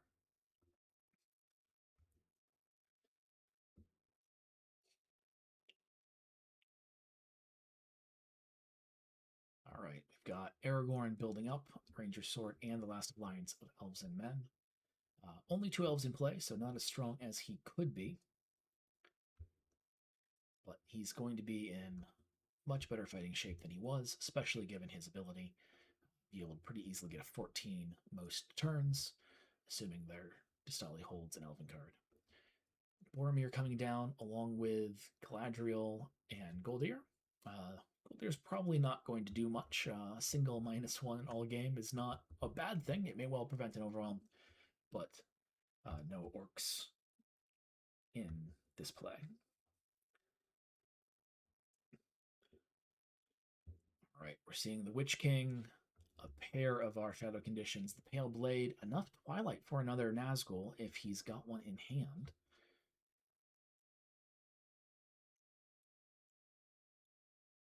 It doesn't look like it. Legolas is going to become a 9 thanks to his Inbolt ability. I assume he's going to take 2 wounds and a blade tip here, maybe a Black Breath. The Host of the Last Alliances will allow him to stay alive, even if he takes them all. Witch King discarding Last Alliance of Elves and Men, keeping Estelle from being strong enough to deal with some of his smaller compatriots. Yeah, Legolas is just being sacrificed here. Holding off on those conditions was a good call. No, not being sacrificed. Discarding both Host of the Last Alliances to keep him alive. Argolas probably wishing that he had targeted one of those last turn. Putting the blade tip on Legolas. I do believe without the Black Breath, Galadriel will be able to keep him alive at the beginning of the next turn, but it will continue to wound him until he finally leaves play. All right, dropping another Black Breath and blade tip as Distali doubles here into the Bridge of Khazad-dûm. Oh, no more minions, and Legolas's single arrow is able to take the Witch King out. Oh, what an unfortunate shadow draw for Argolas.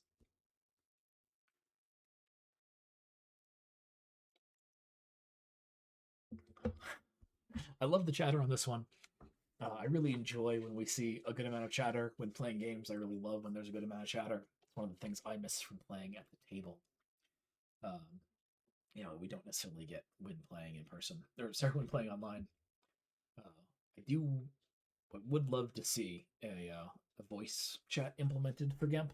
I don't think that's anywhere in the cards. Discord, of course, exists, but people don't tend to be, interested in hopping in for whatever reason. So chatter in text is about the best we get. We've got Orphan and Celeborn coming down.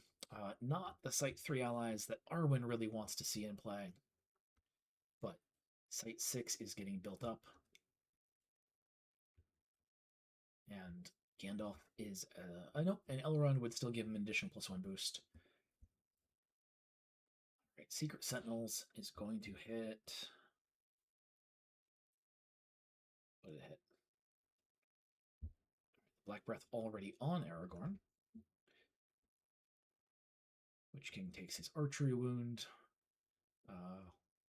Cantea doesn't want to go get. Well, Gandalf doesn't want to take Cantea, loses Glamdring.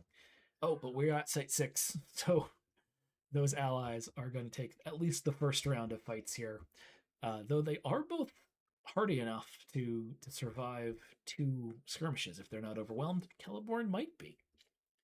Witch King taking out Celeborn. I don't think they're ever true adversaries when we look at the Silmarillion, but I am happy to headcanon that they were for this match. Cantea inflicts his wound on Orphan. Dastali commenting on how those bumps are unusual, but because of how unusual they are nice and sneaky. Aragorn's going to be able to take this fight against Cantea. Surprised to not see another Black Breath come down. Witch King finishes off Orphan.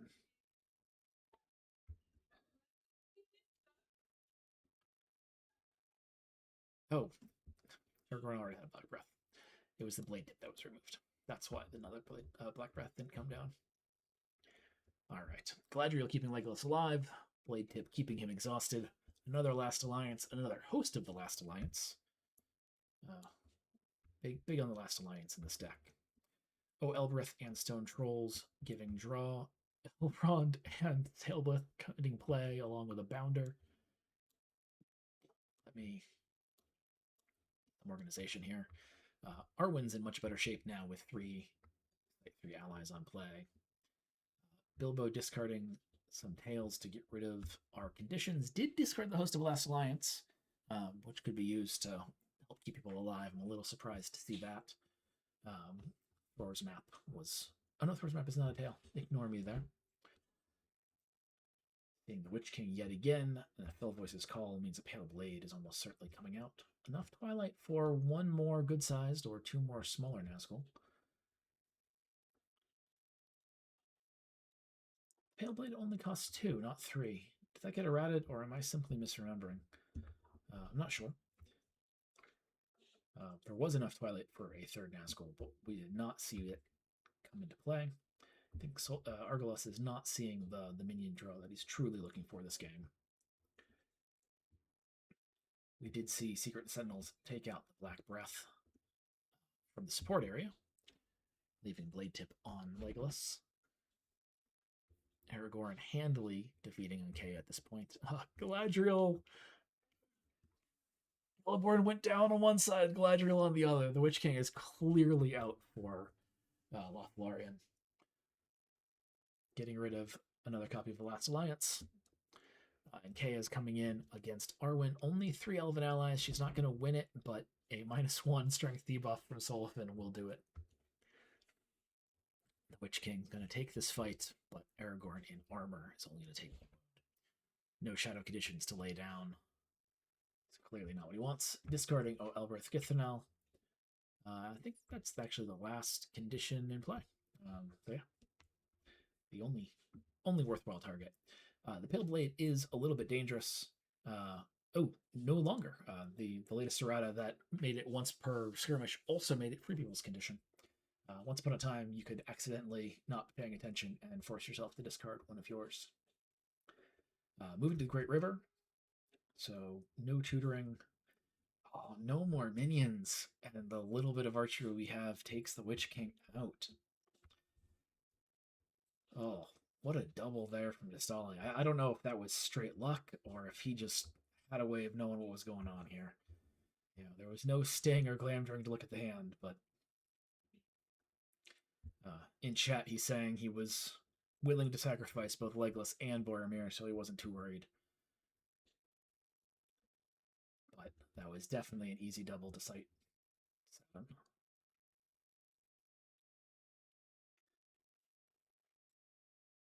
Commenting that he was expecting that sight to hurt a lot. All right, moving back to Argolis. Black Breath on Aragorn's going to stop him from healing up, but Arwen will benefit from the Sanctuary before taking a hit from Black Breath.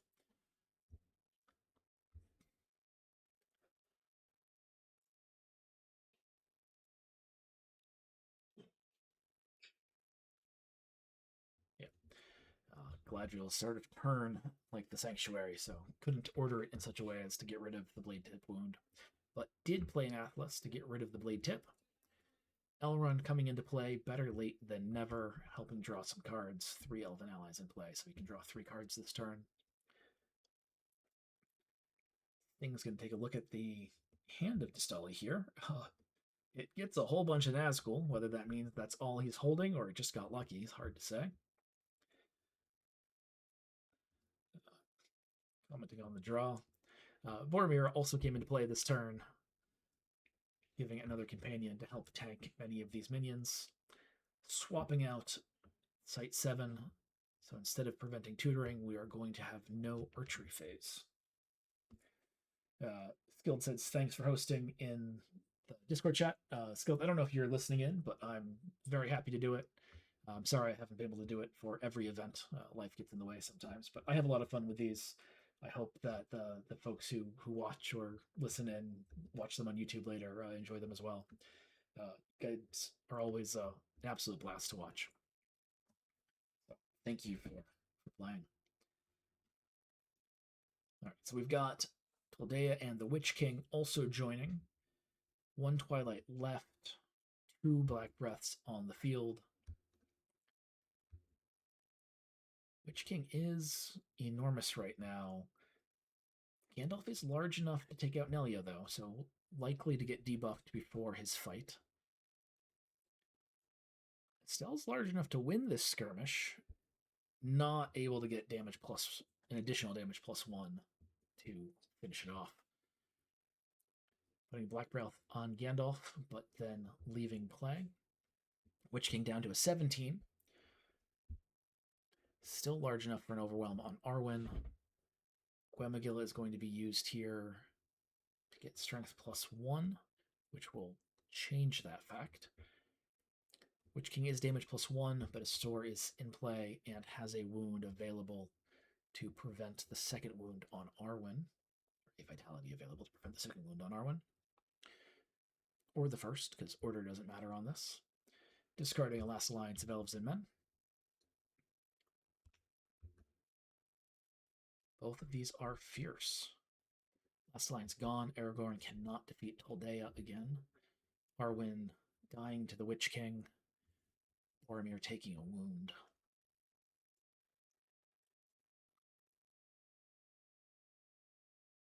I think it's unlikely that Argolis attempts to get ahead here, but does need to contemplate if they're going to be able to stop Distalli, and if they are, if they can run past him.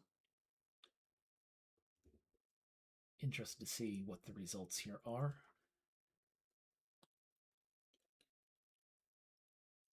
All right. Distalli is healing up with his various components. Legolas leaves play thanks to Blade Tip. No Galadriel to keep him alive, thanks to the Witch King last round at Site 6. Drawing some cards with Elrond.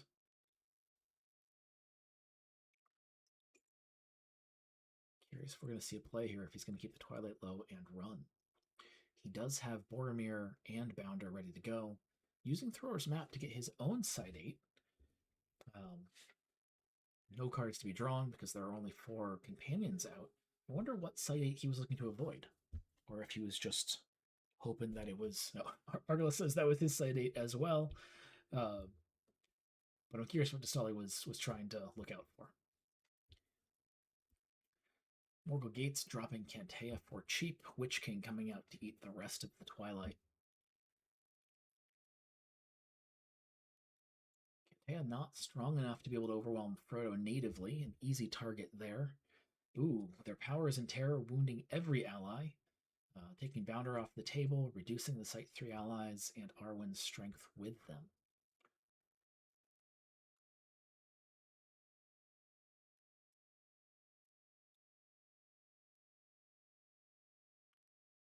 Excellent use of some of the ally hate cards. Argyle is commenting that they finally got some of the ones they needed. Cantea is going to discard the Ranger's Sword. Stell's going to use their ability to get strong enough to win anyway. Unless they can use it again for damage +1. Yep, they could not. Cantea is still out there. Arwen losing this fight, but not overwhelmed. Certainly a strong turn for Destali. Boromir still on the table. Frodo no longer having a Bounder means I suspect he stops.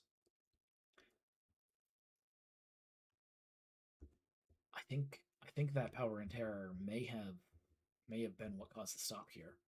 I think he would have been in good shape to run if Bounder was still on the table.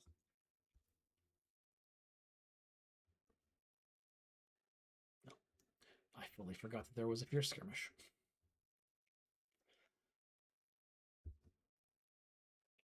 Tossing some cards with Guemigo, deciding what they do not need for the rest of this match.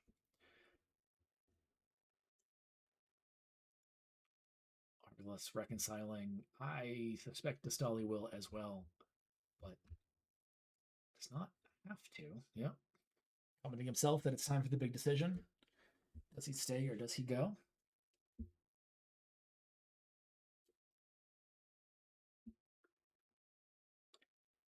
I've got Bjormud commenting, says, let's not comment, suggest, or otherwise encourage moves while you're watching a game that you are not part of.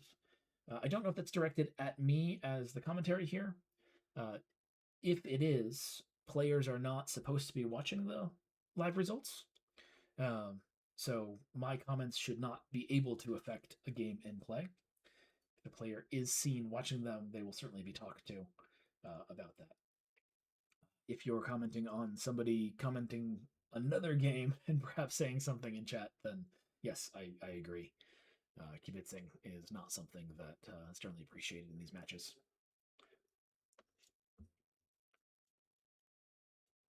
So Destali did stop. Arbalest is getting his allies healed up using Elrond. Athelas is going to let him. If you get rid of Black Breath, could heal Boromir. He's got to run unless he thinks, he either makes it to Site 9 or he has to stop Destali at Site 9. I don't think he's in a good position to stop Destali at Site 9 based on what's on the table. So I suspect he's going to prep for a run here, using Athelas to heal Boromir, not using Boromir's ability to do the same, but at the cost of 2 Twilight. Moving on to Site 8. Still not more than 4 companions, so there will be no trigger here.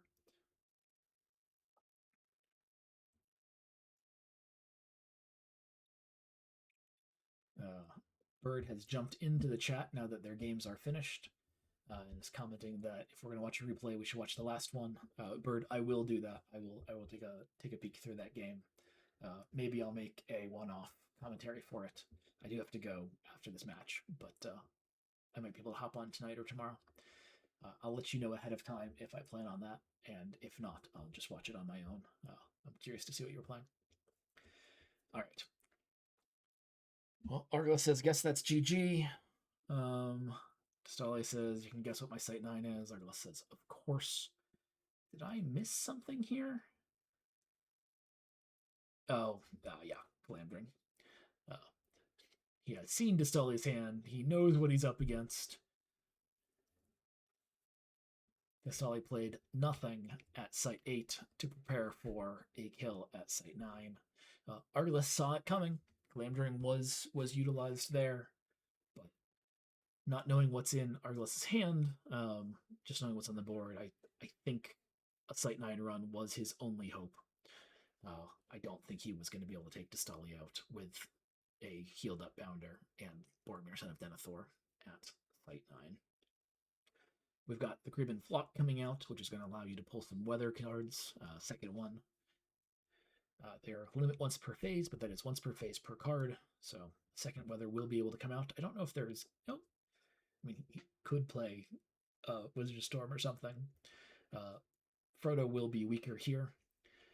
Perhaps playing the no archery or the no special effects, but doesn't look like he is.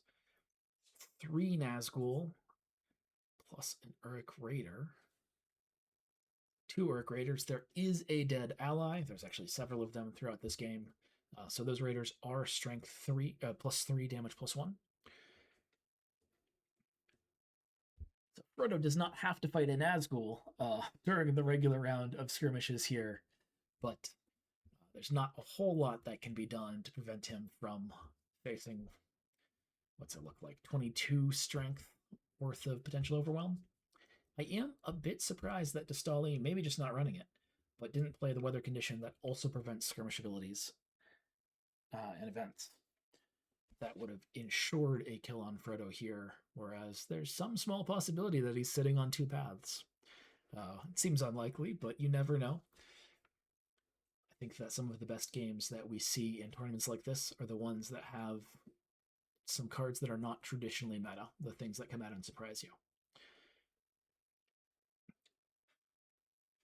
All right. Yeah, Destali making the same comment. This is game unless you're holding on the 2 paths. Arglist says he's not, unless... Nope, and that is game. Really well played. Congratulations to Destali for winning today's event. Arglist, I do believe you just came in second. I'll double check the standings when I update all of our trackers later today. Thank you to everybody who played. Some of you have finished your games already and may be listening in. Some of you may see it on the replay, and if not, I will put it in Discord as well. I truly enjoyed this. Thank you all. This was a lot of fun. Taking a look at our final standings here. Yeah, we had some players drop. We might have some players still going, actually. Hey, we do. Emil and Bilbicus are still going. I don't see any reason not to finish it up. I need to leave when this is over, but I said when the event was over, not when that game. So I'm happy to spend a few more minutes. This match does look like it's currently a little one-sided. Jumping in here at site 5 and 6, respectively, Bilbicus is very well set up, and Enelin has Frodo and Greenleaf on the board. It is currently Bilbicus's turn. Some comment about there being an error. Not sure what error was happening. Yeah, it's Bilbicus's fellowship phase. He's currently at site 6. He's got every ally in the game happily sitting out here, ready to go.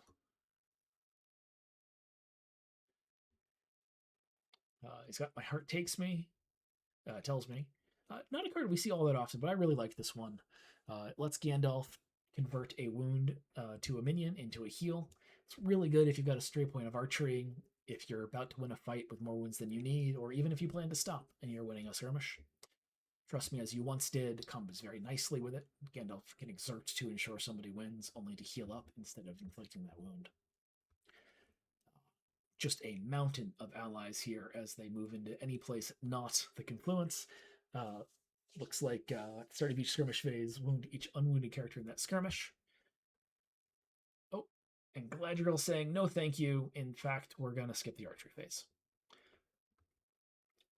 A lot of Twilight on the board. Witch King, Twilight Nelia, Ringwraith the Twilight, Kentea, all coming down. I don't know if Bilbicus just accelerated like crazy past 5 companions, or if he's just risking an Kea this whole game. Oh no, I suppose These guys are so big, it looks like there's more. I suppose there are only 6 companions out right now. He probably just played Boromir. The Ringwraith in Twilight is going to exert to attempt to become fierce, and it looks like it will succeed. Frodo is not going to prevent that.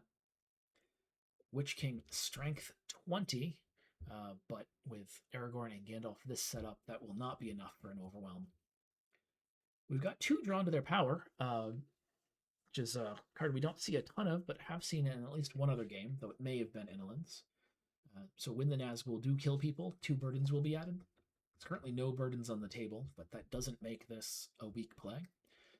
If Mary gets picked off here or Sam gets sacrificed, we could very quickly go from 0 to 4 burdens this turn. Yeah, Bilbicus is taking a minute to think about what they want to do here in this phase. And timed out.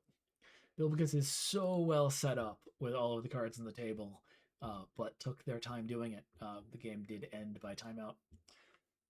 World Championship games, I want to say, are 20 minutes, 25 minutes per side, but that doesn't mean that if you're not spending a lot of time that you're not going to be okay. Bird did respond, said that it'll be great, like watching on YouTube. I'll definitely try to do that. It'll be tomorrow if I can do it this weekend at all, but I'll try to jump on just for that one stream. I'll catch your last game. If you could send me the replay link in Discord, I would appreciate it.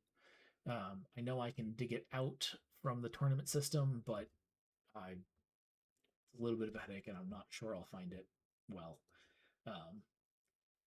And you mentioned to check the dead piles. Is that this game? Yes.